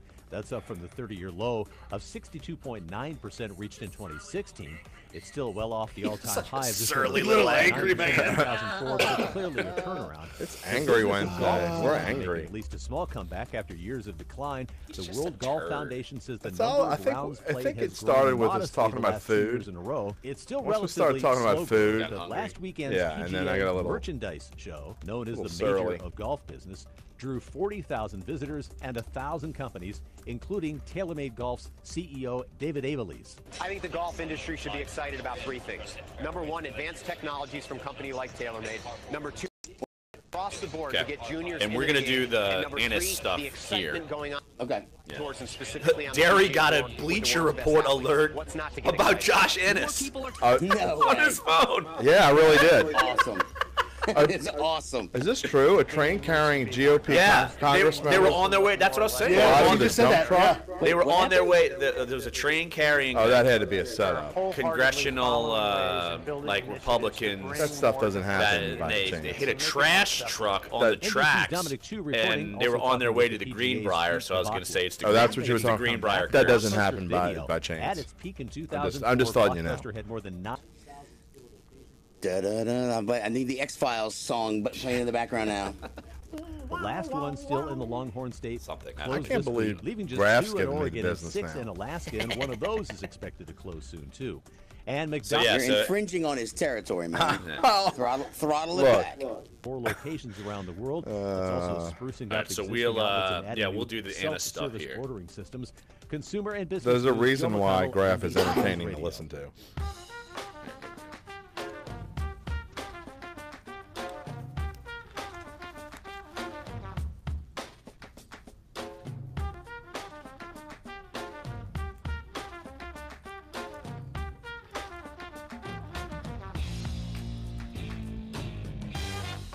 Duncan Older, hour number 2 on a Wobble Wobble Wednesday here, January 31st. Jim Derry sitting in for Jeff Duncan as Jeff is prepping to head to Minneapolis to cover Super Bowl 52. We will catch up with Jeff on Friday as we prepare for the game and, of course, his duties of the Pro Football Hall of Fame. Some interesting candidates. I've already seen somewhere on Twitter just now. Terrell Owens says he feels more disrespected than disappointed that he hasn't yet to be in the Pro Football Hall of Fame. I'm wondering how that vote will go down. I think this year he probably has a better shot than last year, based on what Jeff has been telling me. But still, it's not a shoo-in that he gets in this ballot by any means. So we'll be talking with Jeff about that. Don't forget, around 11:30, we will have Jermon Bushrod on, of course, former Saints Pro Bowl left tackle. Just finished his final year of his contract with the Miami Dolphins. We'll chat with him about happy times, Saints Super Bowl wins, as opposed to Saints going down in epic fashion in Minneapolis. Today's Angry Wednesday. I don't know that we should be talking about happy times. But we're going to be talking with Jermon Bushrod. I miss my man. I miss Jermon. Too. Good dude. Absolutely. Oh, he was great to cover. Great guy. And he's not Omar Ashik. He is nowhere near Omar. There is no question. There is no question. He would play better defense for the Pelicans. That's absolutely true, and he'd be a better coach than Alvin Gentry. Wow, Jim. He's going to come out and score. He's going to come out and score 40 against OKC, and we're going to come back on the show. It's like, well, Jim, you got that one right. If he does, I will bring you all to Commanders, including Dave. Ooh, hello. All right, let's make a petition to make it happen. If he scores 40 points, I will bring all 3 of you to Commanders for a single season. 40 points? No, against OKC. Oh, well then, I mean, we're going to be eating out the trash bin. We're not going to be getting anywhere near. Well, I've got trash in the refrigerator, so it's fine. We'll dig the scraps out of the trash at Commanders, and that'll be our meal for that. I mean, I ought to do it if he makes 50% of his free throws. He's not even going to do that. He's not going to do that. No. Well, he's not going to get the ball, much less get fouled shooting a shot. Oh, he'll get the ball. No one's going to cover him. Well, yeah, because he's just standing there. Anyway, okay. So Josh Ennis, of course, comes on before us from 6 to 10 a.m. here on Sports 1280, and he has what's now become a long-standing beef with, I guess, the rival radio station in Houston, because, of course, he's based in Houston, and his show is simulcast on our airwaves here at Sports 1280, and he seems to rankle people, I would say. He's got a style all his own. Admittedly, he's a shock jock and likes to have an entertaining radio show. Well, he certainly had an entertaining radio show today, as he's gotten into it with former Texans player Seth Payne, who does radio on 610 in Houston. And it had me enthralled this morning on the way in. I knew I should have put it on. So, Dave, why don't you just kind of relay what happened, and it's going to spur a conversation. We're going to do a little bit of inside baseball here on Dunc and Holder about, say, Jim Derry running into some media battles and myself running into some media battles. But this one is kind of going to take off on its own. But so, Dave, set up what happened with Josh Ennis and his radio rivals in Houston, what happened this morning on Radio Row in Minneapolis. Well, it all started off just, them being on Radio Row, and they had Jim Mudd, his producer, kind of, I don't know if he's dressed up today, but he's going to be dressed up like Philadelphia Eagles Andy Reid coach. You know, so he's going to be dressed up like that and just kind of, you know, wandering around. And so Josh asked Jim to go sit by the other station. I think it's like 610 or something. 610, yes. Yeah. And so he's like, just pull up a chair and sit down next to him. So Jim just grabs a chair, sits down next to him. And he's like, what are they talking about? He's like, oh, well, they're telling me I got to go now. And so next thing you know, they're like, you know, yelling at each other. And he basically calls Josh Innes, he calls him out, says he's a bitch. And so next thing you know, Josh heard that, and he's like, I'm coming over there. So this is live during his show. I'm coming over. It's all happening live. I mean, we got the whole replay. Sounds like Don't Call Me Chrissy. Yes. See, some of the audio wasn't perfect because they were on their phones. They weren't expecting this to actually go down. And so look, here's a little excerpt. This video already has 125,000 views on the internet. Right Jim now. Derry literally got in our top of the 11 o'clock commercial break. He got an alert from Bleacher Report about this. But this is what happened. Look, you usually don't see this on between. It'll make ESPN. But this is Super Bowl hype craziness. This isn't normal, but it's the fact that this is a storyline to me is hilarious. So, all right, Dave, why don't you play? Go ahead and play the excerpt, and we'll localize it's it about for us. it's about 2 minutes long, but it's funny the whole thing. Here Let's we go. do it. You lost in the World Series. That's That's Seth. what happened. I'm the biggest. This is Josh's stick. I'm the biggest Astros fan in the world for 6 months. You lose in the ratings when the Astros win the World Series. What's now? Your Gulf Coast Regional Radio. The Josh Innes Network. When did I say I don't listen? That's your shtick. That's your shtick. You say you don't listen. So is Seth live too? You clown. Yeah, Seth was live on there too. Me calling my lawyers? I never said you. I said you didn't. Oh, you didn't. Hey, Seth and Mike. All right, well, here, hold on. Let me pause it and give you a play-by-play. So the lawyer stuff they're talking about, a while back, Josh actually called 610 Live on the air to kind of troll them. And apparently he got a call from the lawyers afterwards saying, hey, you got to take that out of the podcast. Take it down. So obviously the beef started way back then. So let's continue. They're my great friends. Let me tell them why they suck. Who am I supposed to know who called the lawyer? Well, then why would you say it? Why would you say I called my lawyer? This is the other great thing about you. This is the other great thing about Josh. This is what Josh does. I'm going to pull a stunt.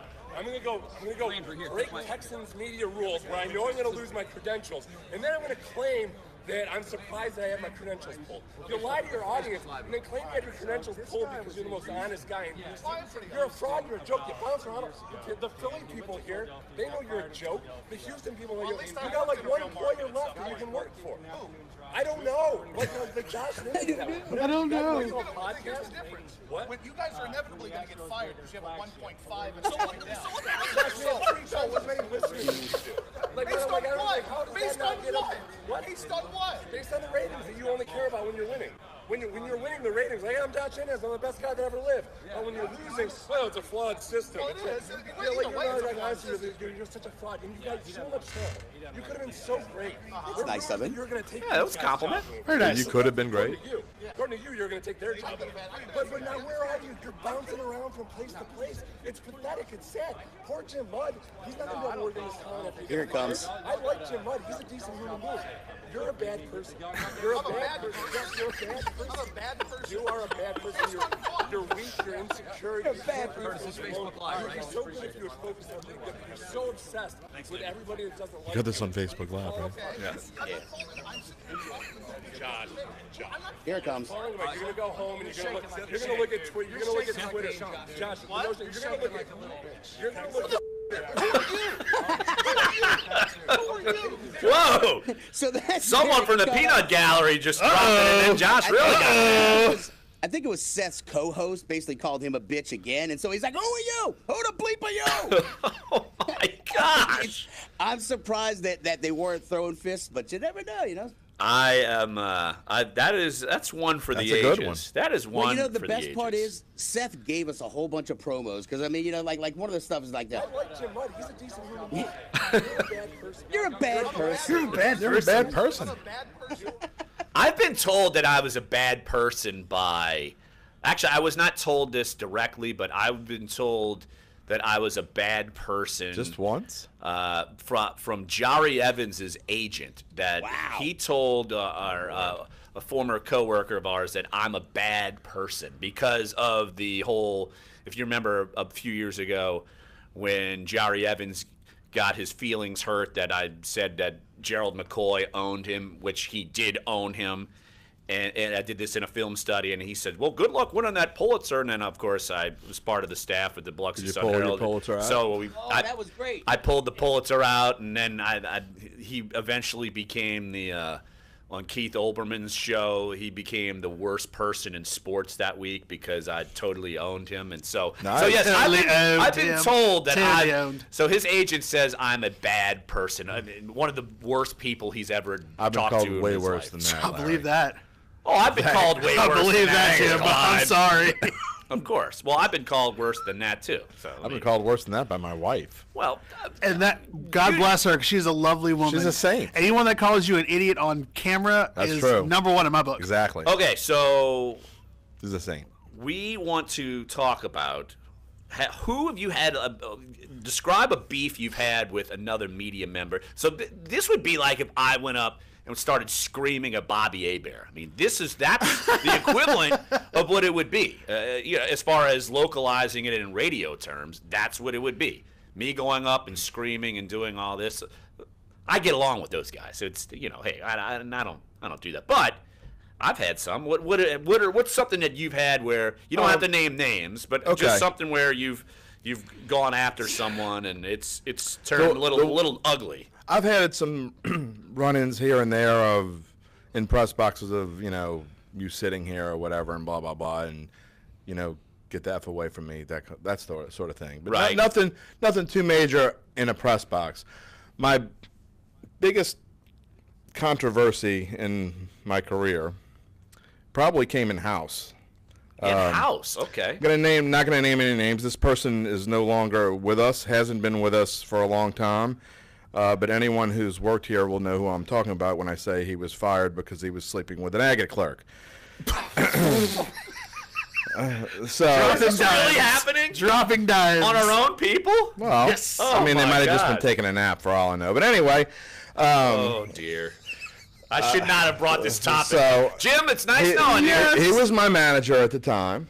And I've known you, Jim. And I was the front page designer and for sports, and he was one of these guys that liked to be ticky-tack, and we don't want a 60-point headline, we want a 63-point headline, and we want this flush center and that flush left. And one night, it was a Saturday night, and everybody was playing, and it was a big, busy night, and I don't have time for this kind of junk.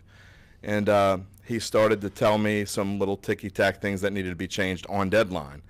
And I said, if you want to... Intentions can be a little... Absolutely. I've seen in the newsroom... I've seen people scream at each other because deadline is pretty tense. There have been many arguments in the newsroom on deadline. But anyway, he says, well, if you don't...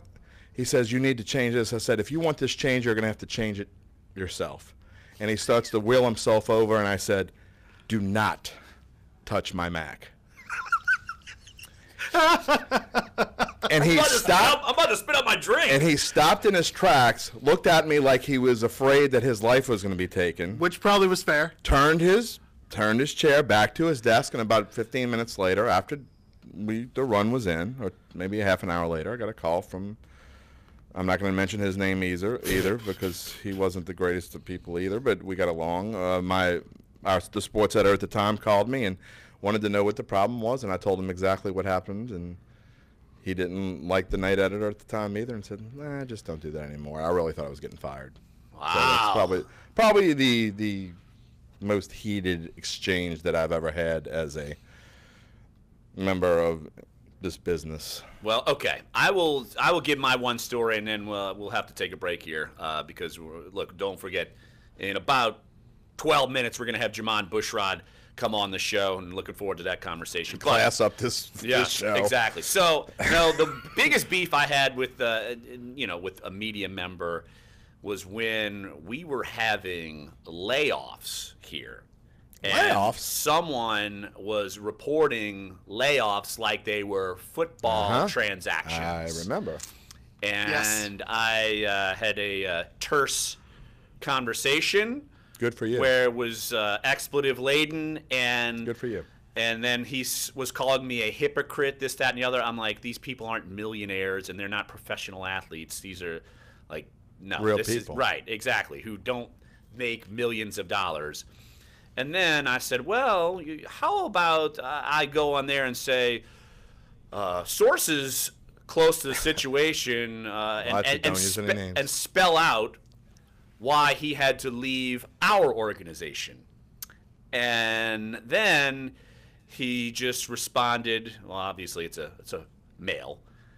He just says, that narrows the field. Whatever, and stops the conversation because he did not want me to completely ruin his hopes and dreams. Dropping dimes after that? Yeah, he did not respond anymore. He calmed down quickly because I could have gone that route. I think I know who you're talking about. Well, hey, that's okay. So luckily, you didn't know the person that I was talking about. You wouldn't have liked them either. Probably not. So all right, good talk. Inside baseball. Let's calm down here. Nothing but high heat. What about you, Clyde? No, trust me, I have a story, but I know we got to go to break. Yeah, let's take a break. Yeah, let's just say it was 2 years ago. It was a 2-on-1. Let's take a break, but let me get my story out. No, I'm not going to say it. I was just saying it was 2-on-1 and it was fiery. There we go. All right, let's hit up an NFL trade that's happening during the Super Bowl, stealing from the hype. Alex Smith is a Washington Redskin. What on planet Earth is going on? So, all right, we'll dive into that topic, and then don't forget, in about 10 minutes or so, former Saints Pro Bowl left tackle Jamon Bushrod's going to join us. Looking forward to that. So come on back. Sports 1280, NOLA.com, the iHeartRadio app. Duncan Holder.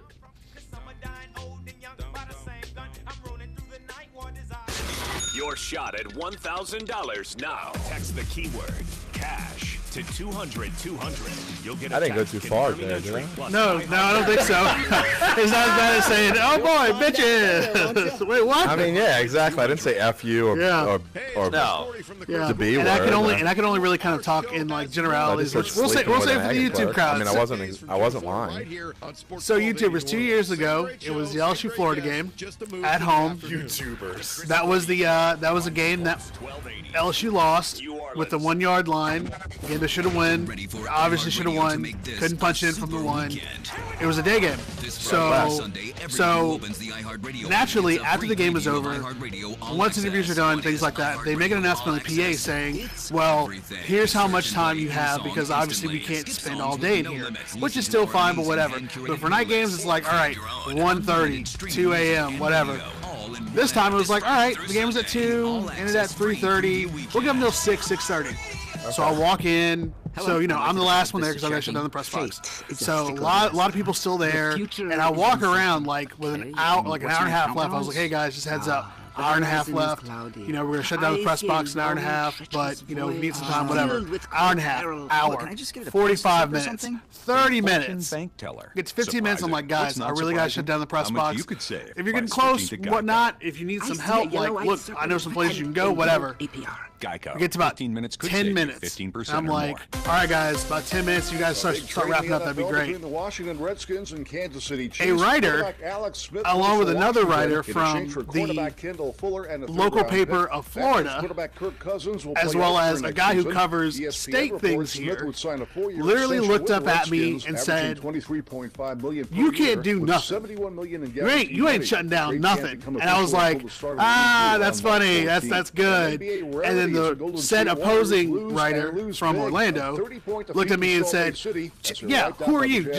You're some pissant anyway. You can't do anything. And I was like, oh, this is serious. Okay. All right, so here's what I'm going to do. I'm going to go walk away, and I'm going to go tell the rest of these people that they're done. And when I come back here, you two better be picking up your stuff. Got it? And as soon as I walk away, it was, bleep you, please bleep, blah, blah, blah. Yeah, literally, I got cursed out like a dog by two of these guys. And I said, I don't care. You can curse me out as much as you want. And I started getting really angry. And I was like, pick up your stuff, or I'll go find someone to pick it up for you. Or I'll do it myself. And at that point, it was like, I think I would have done it myself. Yeah. And then I went to go sit in the press box, and the guy was like, he looked at me. He was like, this is Duncan Holder on Sports 1280, New Orleans. So I guess Kirk Cousins will be playing elsewhere. First, before we talk about Kirk Cousins, I have a question for you. Okay. Tito from Mandeville texted me.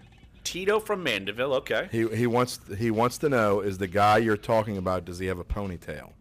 A ponytail? Who is he? What? I'm just relaying the guy that I'm talking text. about. Yeah. Does he have a ponytail? Yeah. Rat tail? I don't know. I haven't seen him in a while. Maybe. Okay. All right. I have no idea. There's your answer. Tito. Ponytail. Anymore. Is it the 80s? Exactly. Yeah, like this is the man bun era. I was man literally bun. quoting from the text. Okay. Does he have like a? Yeah. Tito is in my age range, so we lived in the 80s. They had ponytails. All right. Well, I mean, I wasn't. Androgyny. I don't know. I don't know what's going on. But That okay. was the question. Let's bring it back. So Kirk Cousins. Okay. He happened to be on Chris Gordy's show actually yesterday, making the media rounds, and now. Yeah, he was willing to take the tag yesterday. And yeah, now Alex Smith is now the new starting quarterback for the Washington Redskins, traded for what, a third-round pick. A third-round pick and Kendall Fuller, a nickel corner, something like that. And then they gave him an instant extension. I think I saw he's getting $70 million guaranteed. I think it's a 4-year, $90+ million extension from the Redskins. What do you make of this deal? Saints fans are probably a little surly about Alex Smith still from, what, 7 years ago now? Six years ago? I would not blame them for being still surly. on that However, one. with that being said, to me there is no guy in the league that deserves a contract like that maybe more than Alex Smith, simply for the fact that I don't think that a good quarterback has been more disrespected than Alex Smith. I mean, this guy's a good quarterback. He gets the job done. He wins, and he continues to. But he only gets you so far. Well, his teams have only. Let's see. They got to an NFC Championship game. Okay. But it was his if you're fault? looking to win a Super Bowl. Yeah, he can win a Super Bowl. Sure. Well, he hasn't gotten there, so I don't know. I don't know if he can. Well, I mean, here we go with the old Colin Super Bowl Kaepernick argument got him again. there. Yeah, Not because Alex that Smith. was Colin Kaepernick that got him there. Colin Kaepernick that year was great. I'm not going to diss on Colin Kaepernick because I have nothing against Colin Kaepernick, but he's not. The San Francisco 49ers defense was one of the best defenses of the decade that year. They were pretty and good. That's why they got to the Super Bowl, along with Colin Kaepernick. But, I mean, I hate this whole Super Bowl argument. We go through it with Tom Brady. He's the GOAT because he's been to now his 8th Super Bowl. Well, he's been to 8 Super Bowls because of his coach. Because his coach. In a major part. And he's had some good defenses too, man. If Drew Brees played in the same system, played for Bill Belichick, if Drew Brees played for Bill Belichick and went there the same time Tom Brady did, Drew Brees would be playing in his 8th Super Bowl this weekend. There's no question in my mind. I don't know if he'd be playing in his 8th, but There's he no would have, question he would in have my been to mind. more than one because Bill He'd be Belichick to 8. is a defensive coach. If Ben Roethlisberger played for Bill Belichick, Ben Roethlisberger would be playing in his 8th Super Bowl this weekend. I don't believe that. Well, I don't believe that either. It's a subjective argument anyway. I would the whole GOAT thing is a subjective argument. Well, of course it is. I'm sorry, it fires me up. If anyone read my column this morning, they know that. I mean, it fires you me were up. all kind of fired up. You guys start this. If Omar Ashik played quarterback, Oh my God, he'd be in Larry! his 8th Come Super on. Bowl. Billy Nungasser was at a buffet. Does that have to do with it? The buffet. Well, I mean, you're the trying to buffet fire soon me up. You're closed. trying to fire me up. does You're that have sticking to the do knife with in. it? I'm not yelling. I'm far away from the mic this time, Dave. Dave, why don't we take a break right here on the show? They're Let's take a sticking the break. needle in me. Let's have some happy joy time. Let's catch up with Jermon Bushrod. So let's give him a call and we'll End up staying on point. It's a wild Get wobble. ready Wednesday. for this for a week. We got JD for a week. See, this is day one. What did I do to myself? He thought Who are I you? calmed down a little Who are bit. I you? said, yeah, come on for a week. Come on in. Jim's like, I'll claim every spot. I'm like, all right, come on down. So, all right, Jermon Bushrod coming up next here. Sports 1280 NOLA.com, the iHeartRadio app. Duncan Holder. Who are you? Who are you? He's playing it under like, who are you? Seriously, Dave, like I'm way back. Who are from you? mine. I need to make like a dance mix of that. Yes. Oh, Who good. are you? Awesome. Who are you? I love it. Who are I love you? it. Who are you? Get it, girl. I love it. That'd be a great bounce song. Lows tonight. It would be. Who are you? A bad person. Who are you? Bad person. Slight chance of a shower. Who are you? Who are you? Bad person. Thursday, 100 degrees. On Friday, slight chance of rain. I love And it. the best part I was, love it. when he goes to your Gulf Coast regional radio, it's like, that's a compliment. I was like, That is yeah, the awesome. fact that you're actually syndicated, how is that an You've insult? got to keep that sound clip. You got sound bite. You got to keep that Oh, little yeah, bite. dude. I've been thinking, I was In thinking that the whole perpetuity. time. I was thinking That's that the whole awesome. time. Like, All right, let me call. I'm calling Jamon, right? yes, yeah. This number, bleep, bleep, 555-5555. That one? Yes. Revant.com. Promo code radio. 976. Oh, boy. 976. Who are you? Yeah. Who are you? You have their unlimited plan. Who are you? So why do you keep running out of high-speed data? Man. That was, Never run out again. been an with interesting Street Talk's show. new Ultimate Unlimited plan. Get all. Hey, actually, My boy I do have a called serious question, Larry. yeah. Is he local or not? This number looks dyslexic, if you get what I'm meaning. Wireless. Oh, no, it's not local.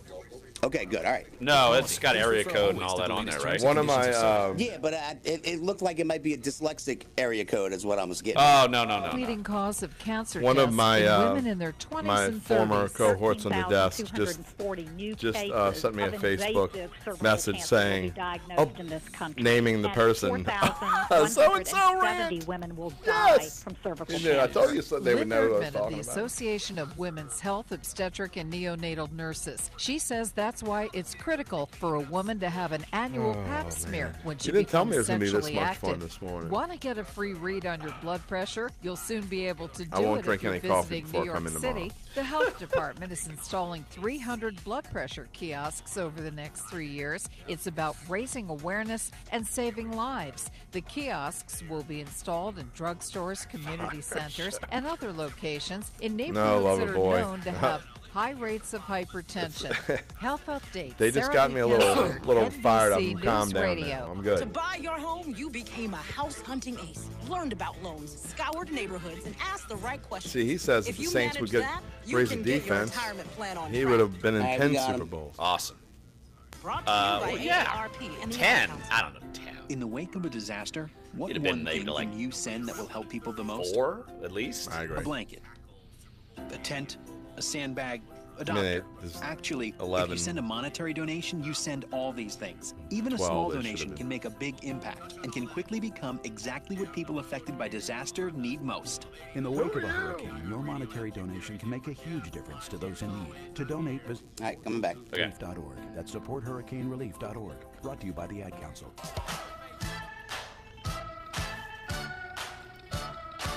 Our insiders are talking your teams. Sports 1280, New Orleans. Welcome back, Duncan Holder. Larry Holder, Jim Derry filling in for Jeff Duncan as he is on his way to Minneapolis for the Super Bowl. Clyde Verdun here in our NOLA.com Times-Picayune studios. And pleased to be joined by former Saints left tackle, Pro Bowl, two-time Pro Bowl left tackle here in New Orleans, Jermon Bushrod. And Jermon, I still talk to my buddy who lived down the street from you in River Ridge when you were playing here, and we always regret that before you left, we wanted to come up with a plan where we got like the black van, like old school, and like kidnapped you and then like told your wife, all right, we'll have him home for dinner. We wanted to do that, and we regret not doing that. We were going to go to some random River Ridge bar, and we did not make it happen. I'm sorry, buddy. That would have been a hell of a good time, but you know, I'm always around the city. We can link up one of these times. There you go. Well, good to hear from you. And look, I figured it was Super Bowl week. Saints didn't get there, so like tomorrow I'm going to have on Carl Nix. Friday I'm going to have on John Stinchcomb and Jabari Greer. And just wanted to kind of reflect on just the Super Bowl week. How did you guys handle Super Bowl week? I know Sean Payton is basically, I remember for Media Day, kind of held you guys back and basically trying to make sure everyone got in line and that sort of thing. Just how are you guys able to handle that week with, you know, you're on the biggest stage in sports? Well, yeah, you know, we had to realize as professional athletes that, you know, we were there for one reason. And the reason was to win a game. And, you know, the Super Bowl is really only enjoyable, to be honest, if you're on the winning side of it. We didn't want to go down to Miami. We didn't want to lose, but I'll be honest with you. When we first got down there on Monday, the guys, we went out, we had a good time, and we got it out of our system. Tuesday, we turned around, we had media day, and, we enjoyed that process. We enjoyed just, being down there. But then once Wednesday came, it was time to focus up. It was time to, prepare at a higher level, higher than any level that we prepared all year. Because we had to go and we had to win the game. It was against a very good opponent, one of the best opponents, but we had to be firing on all cylinders. So, we had the plan, we knew the plan, and we had to execute. Jamon, Jim Derry here. You were a young player then. How weird was it for you to be practicing into February? I mean, when you're in college, you basically play until Thanksgiving, and if you make a bowl game, you practice a couple more weeks. But how strange was it for you, and how tough was it for you to? I know it's a Super Bowl, and you've made the pinnacle of sports, but to be going that long and to be practicing that long. That was very different for me, because I don't know if you remember, but it was my third year in the league, and it was my first year starting. I got thrown in there that preseason when Jamal went down. So, I was practicing, every single day for the first couple years for 16 weeks. But when you really get out there and you play those games and you figure out, okay, this is a little bit different. This is a much tougher grind. But at the end of the day, we won so many games that although you were hurting, it was like, let's get out there, let's keep playing. When you're winning all those games, your body don't hurt. Your body doesn't hurt as much as it does, if you were on the losing side of it. I'll be honest about, since I left there, or since that year, I've been on, a couple teams up and down, some playoff teams here and there, but, from what I remember from that journey, it was tough, and, Sean commanded a lot out of us, and we did everything we had to do, but as far as that grind, I was young, and my body could take it, and now it would be a little bit tougher on the body, but I have a better understanding of what it takes for me to be ready come Sunday, whether it's massage or physical therapy, stretching, nutrition, and all that good stuff. So, I would love to go back to, feeling as young as I was back then, but, I enjoy the process now. Former Saints Pro Bowl left tackle Jermon Bushrod joining us right here on Dunc and Holder.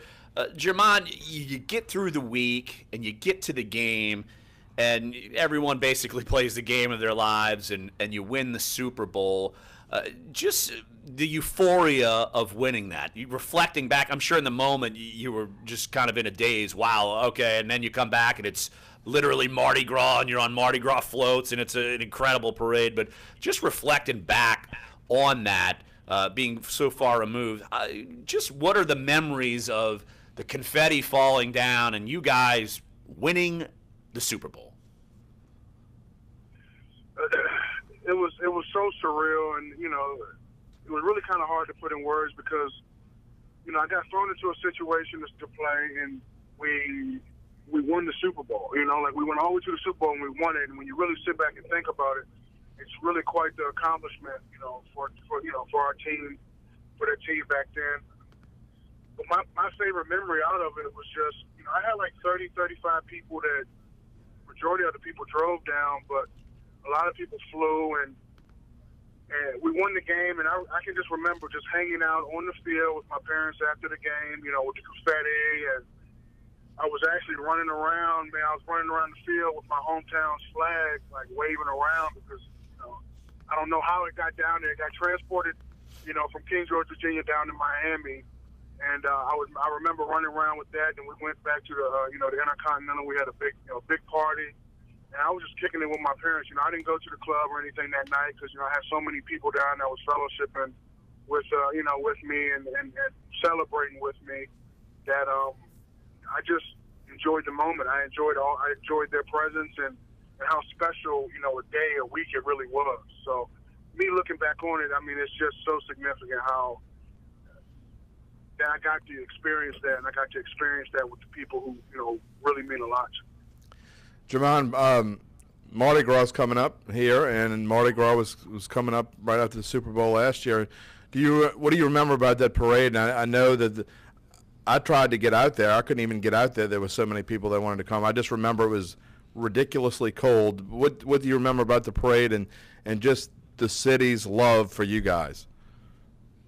I've never seen that many, I've never seen that many people in one place just flood the streets.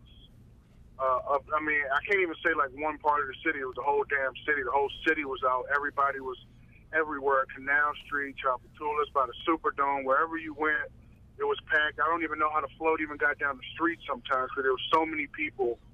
All I know is that, they pulled, I remember them pulling out all these floats and we piled up there and we had a good time. The cops was looking out for us. They had to make a couple store runs for us, to make sure that we were entertained, entertained ourselves. I'm guessing it wasn't for like a Slim Jim. It wasn't exactly for Slim Jims and peanuts. And combos. Adult beverages. Man. Like it was, good for you. That was one of the best parts. One of my favorite parts was, we were on that float for like 4 or 5 hours. Yeah. I believe, and I remember, we're the big guys on the float, and I remember us because, it was so many damn people out there that we stopped at one point, and I was like, we were like, man, there's a food, like a little food, I don't know what you call them things, but there was like a food stand with these, with all kind of stuff, and like 10 or 12 of us, like we all hopped up off of it, and the great people in New Orleans, they didn't bombard us, they were celebrating with us, but they made a pathway for us, and we just went up there, walked, got food, didn't even pay for it, which, I really appreciate that. Probably need to, send those people a little bit of money, but we didn't pay for anything and got right back on the float and kept it moving and kept celebrating. I thought that was a pretty historical moment. Only in New Orleans. During that whole thing.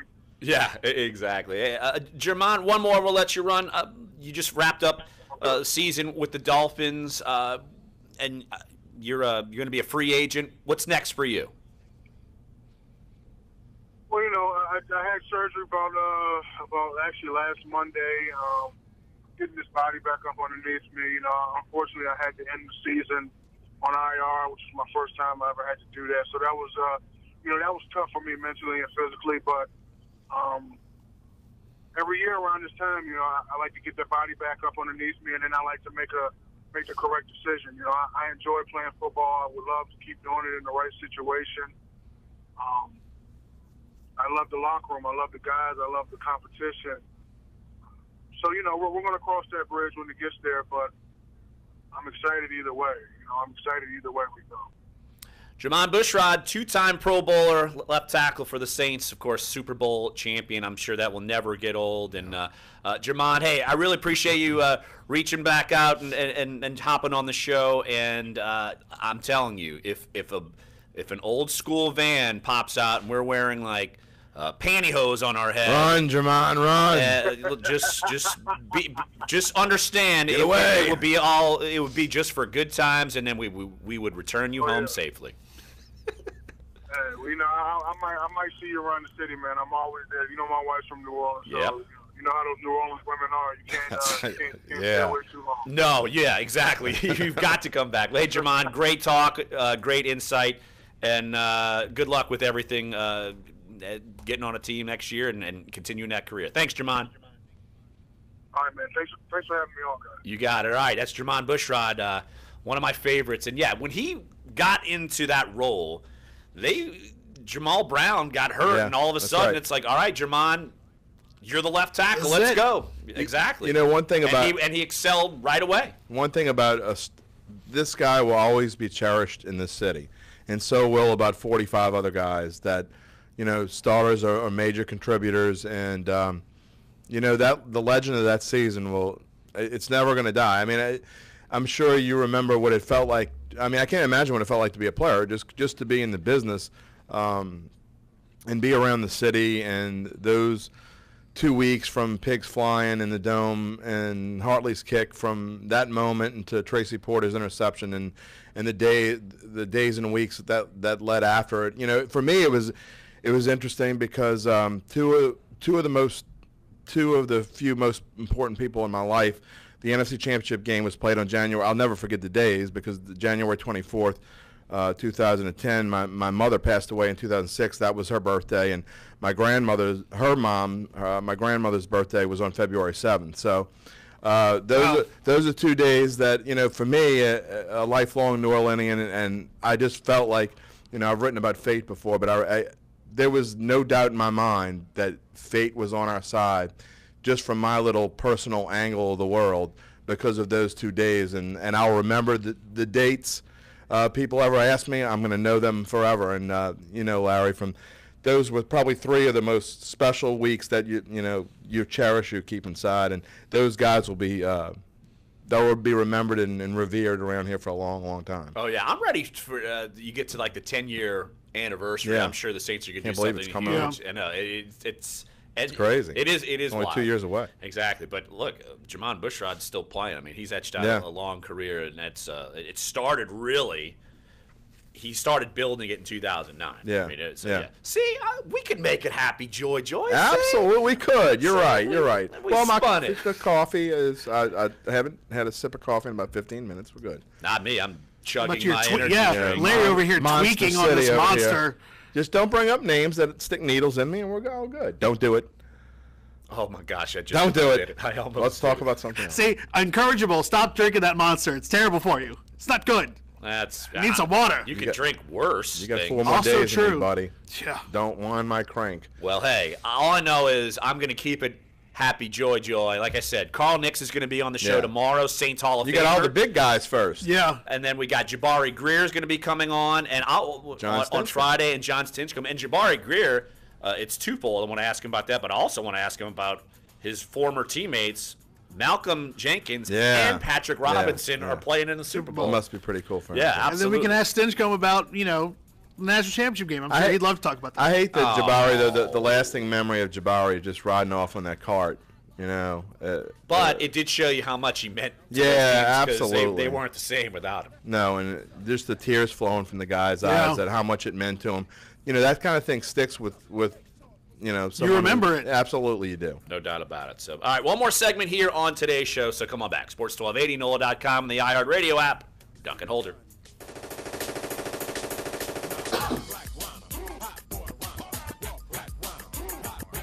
Remember this dance? At Sports 1280. Who are you? Sean Payton. To see the legends become part of the Who are you? WWE Hall of Fame during WrestleMania I'm not gonna. weekend That can be in my New head all Orleans. day long. Tickets Who on are sale you? now at Ticketmaster. Oh, did you see it? He tweeted. Ennis tweeted. No, did he? And he says, $49.49 West Napoleon on MauriceFrenchPastries.com. How about a traditional New Orleans king cake with a cinnamon he smear, says, then iced top with purple, green, and gold sugar. saw Available it with your flash choice up of the when I freshest was, fillings. Don't forget, we offer no sugar added king cake with your choice of delicious fillings. Shipping available, 885-1526. That's I've Maurice been French told Pastries, that one more 116, incident and I'm 2016 kicked out. Cake For Festival. what? A People guy chose called me a award winners. bitch because I won't face him like a man. So I went over. I'd assume they would face the same punishment. GIRL go-getter, innovator, risk-taker, and leader by purchasing a $4 box of Girl Scout cookies. The Girl Scout Cookie Program helps build the next century of female entrepreneurs. Girls develop business skills like goal setting, money management, and business ethics to lead to their success today and in the future. Find your cookies at girlscoutcookies.org. Sale ends March 11. Crazy. Amazon's treasure truck is going to start showing up at different Whole Foods across the country. The e-commerce's Deals on Wheels program is literally a truck driving That was around great. with He was discounted awesome. He was really products you good. can buy online and then pick up in person. He was a go-to guy In for the past, me. the truck has carried things like GoPro cameras. All these and guys Harry on Potter Heaven books. Honor were like Amazon bought Whole go-to Foods last year. Google says it removed 700,000 potentially And it's harmful like apps Stinchcomb. from its Play Store last year. That's up 70% what are from you gonna do when 2016. Stinchcomb leaves? Google And then now says they Shreve, could like, predict step whether right into, patients like, will live or die. exactly what The tech Stinchcomb giant and 3 universities claim their artificial intelligence is 95% accurate on how a patient will fare once they enter a hospital. The software uses medical records data, including patient demographics, previous diagnosis and procedures, lab results, and vital signs. The software can also predict readmissions, length of stay, and diagnosis. Tech Report, Larry Olson, NBC News Radio. The future is bleak. Here's for a media child living in war. poverty. Watch No school, if- no dreams, no hope. if But you can 870 change all gets that when you become a Compassion Child all these sponsor. people to come Just on their a little show more than later this $1. afternoon. Watch. Find out how at compassion.com/radio. I won't know because I can't listen to that. Dunc and Holder now. Eric Asher next at noon on Sports 1280 New Orleans. Just had a great interview with former Saints two-time Pro Bowl left tackle Jermon Bushrod. If you missed that or any of today's show, it's been a fun show. Sports1280.com, NOLA.com, iTunes, SoundCloud, and YouTube page. Fun, as in you had a little inside baseball, media wars, and literally the person who was told that I was a terrible person happened to be listening. Really? Yes, happened to be listening and had no idea that I was going to bring that up, because I had no idea I was actually going to bring that up, because I had my media rant ready to go. You got a text? Yes, not from the person who thinks I'm an evil person, from the the reporter who was told this by Jerry Evans's agent. So yeah, interesting. Mm-hmm. Good times for all. Oh. You good? I'm good. You man. good now? I'm good. We cheered you up? You haven't said anything that's gonna wind my crank. We're good. I still see that we still got time. We've still got like to get 6 minutes. Jim All right, if you want to get me started again, go ahead. It's not hard. No, it is not hard at all. I mean, But hey. Look, when you go home and you live in a house full of 3 females who run your life, when you get a chance... That's what it is. Exactly. When you get a chance to go out, here we go. Come on. When you get a chance to go out and speak your mind and speak your piece and say what you feel, and you've given me that opportunity, Mr. Larry Holder, and I appreciate it and thank you for it. I'm going to say what I think. You say that even when you don't have a microphone in front of you. Also true. Also very true. That's probably what gets you in trouble at home. Pretty much everywhere. Right. Or everywhere, right. The fact that I've been in the same business and basically the same job, changing titles here and there for the last 27 years, is nothing short of a miracle. And that is the absolute truth. The fact that I haven't been fired, except for laid off briefly, and then for some reason they decided to bring me back, and I thank them for it, is nothing short of a miracle. I would tend to agree with you. Oh, I'm serious. I'm serious. Oh no, this is real.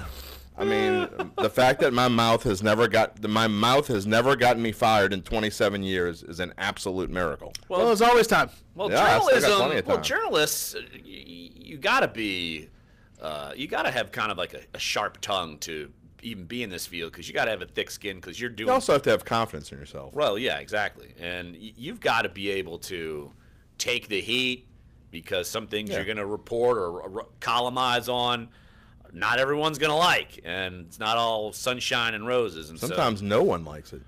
I would say yes.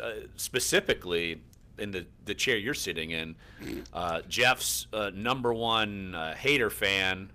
I don't even know if that makes sense. Hater fan. She's an 80-plus-year-old woman who calls the show and gets on Jeff, but does not want to come on the air. She just wants to call Dave and complain about Jeff being a crotchety old man. Meanwhile, she's 30 years older than him. You know, when you get trolled by an 86-year-old woman, you're doing good. You really are. You're doing good.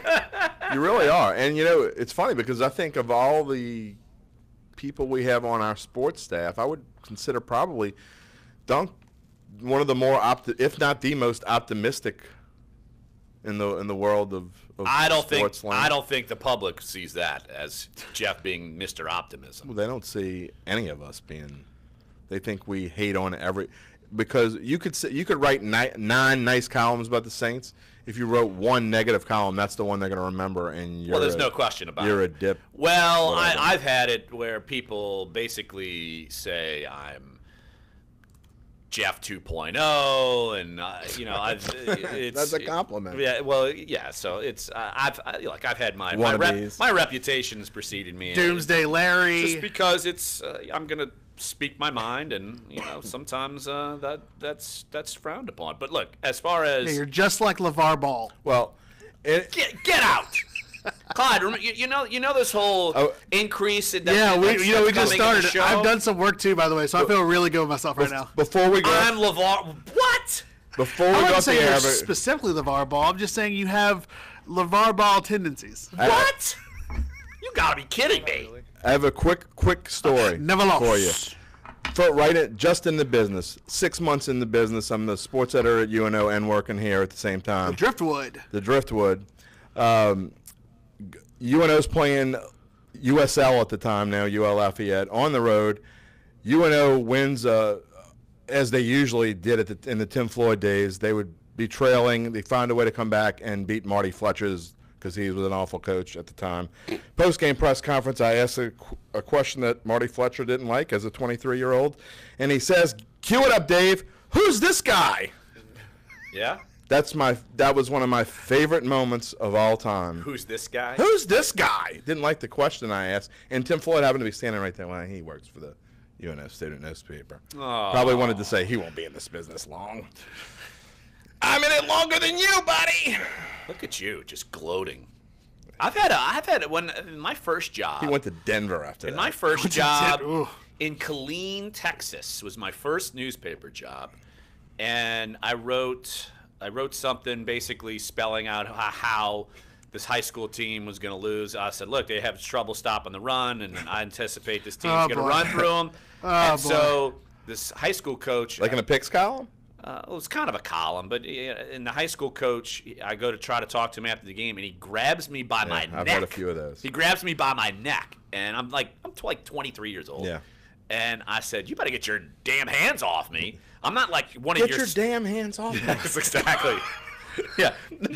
Get your damn hands off her. Like I was George McFly. Exactly.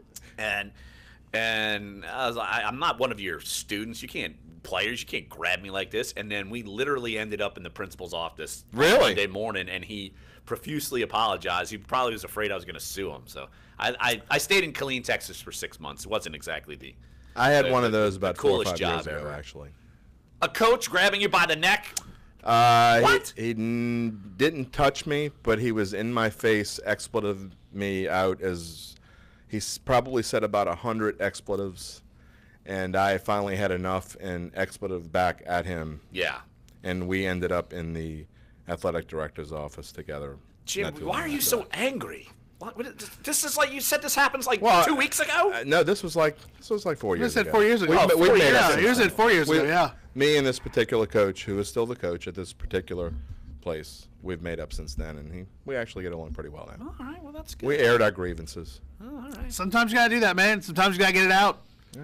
That's just kind of the nature of the business. Well, I don't need to have my neck grabbed. No. That wasn't going to fly. That's inexcusable. Just like with most of the things that we see in today's news, just keep your hands to yourself. Keep your damn hands. Don't give me no lines, and keep your hands to yourself. Oh no, it's not country fried Friday. That's totally not country. That's technically, I would say that's more of bluesy rock. Bluesy. You can call it bluesy rock, but that's all right. We've survived the day. Show your culture. Clyde, no, we're not singing. Clyde, we're not singing on the show. Great start to the week, guys. I can't wait to have Jim for the rest of this. We're not singing on the show. Want to thank Jermon Bushrod. What to do? Want to thank Josh Katzenstein. Also, Will Guillory. Look, tomorrow's show we're gonna have Hacksaw Herbie Tiopi on. Saints Hall of Famer Carl Nix will jump on the show as well. We won't once talk about agate clerks. I don't even know where to go from there. I'm at a loss. Oh boy, Eric Asher coming up here next. So come on back tomorrow. Sports 1280 NOLA.com, the iHeartRadio app. Duncan Holder. Who are you? Who are you? Who are you? It's important to buckle up. All right, thanks, buddy. Oh, dude, the 86-year-old lady is on the phone right now. No way. On the air. Are you kidding me? Yeah, it's awesome. That is awesome. She refuses to come on the air. She called. That is awesome. God, I was about to put her on the air and not let her know. That is awesome. Dude, you got to do that once. We're like, we need to bring her up again. We got a lot of people. She listens all the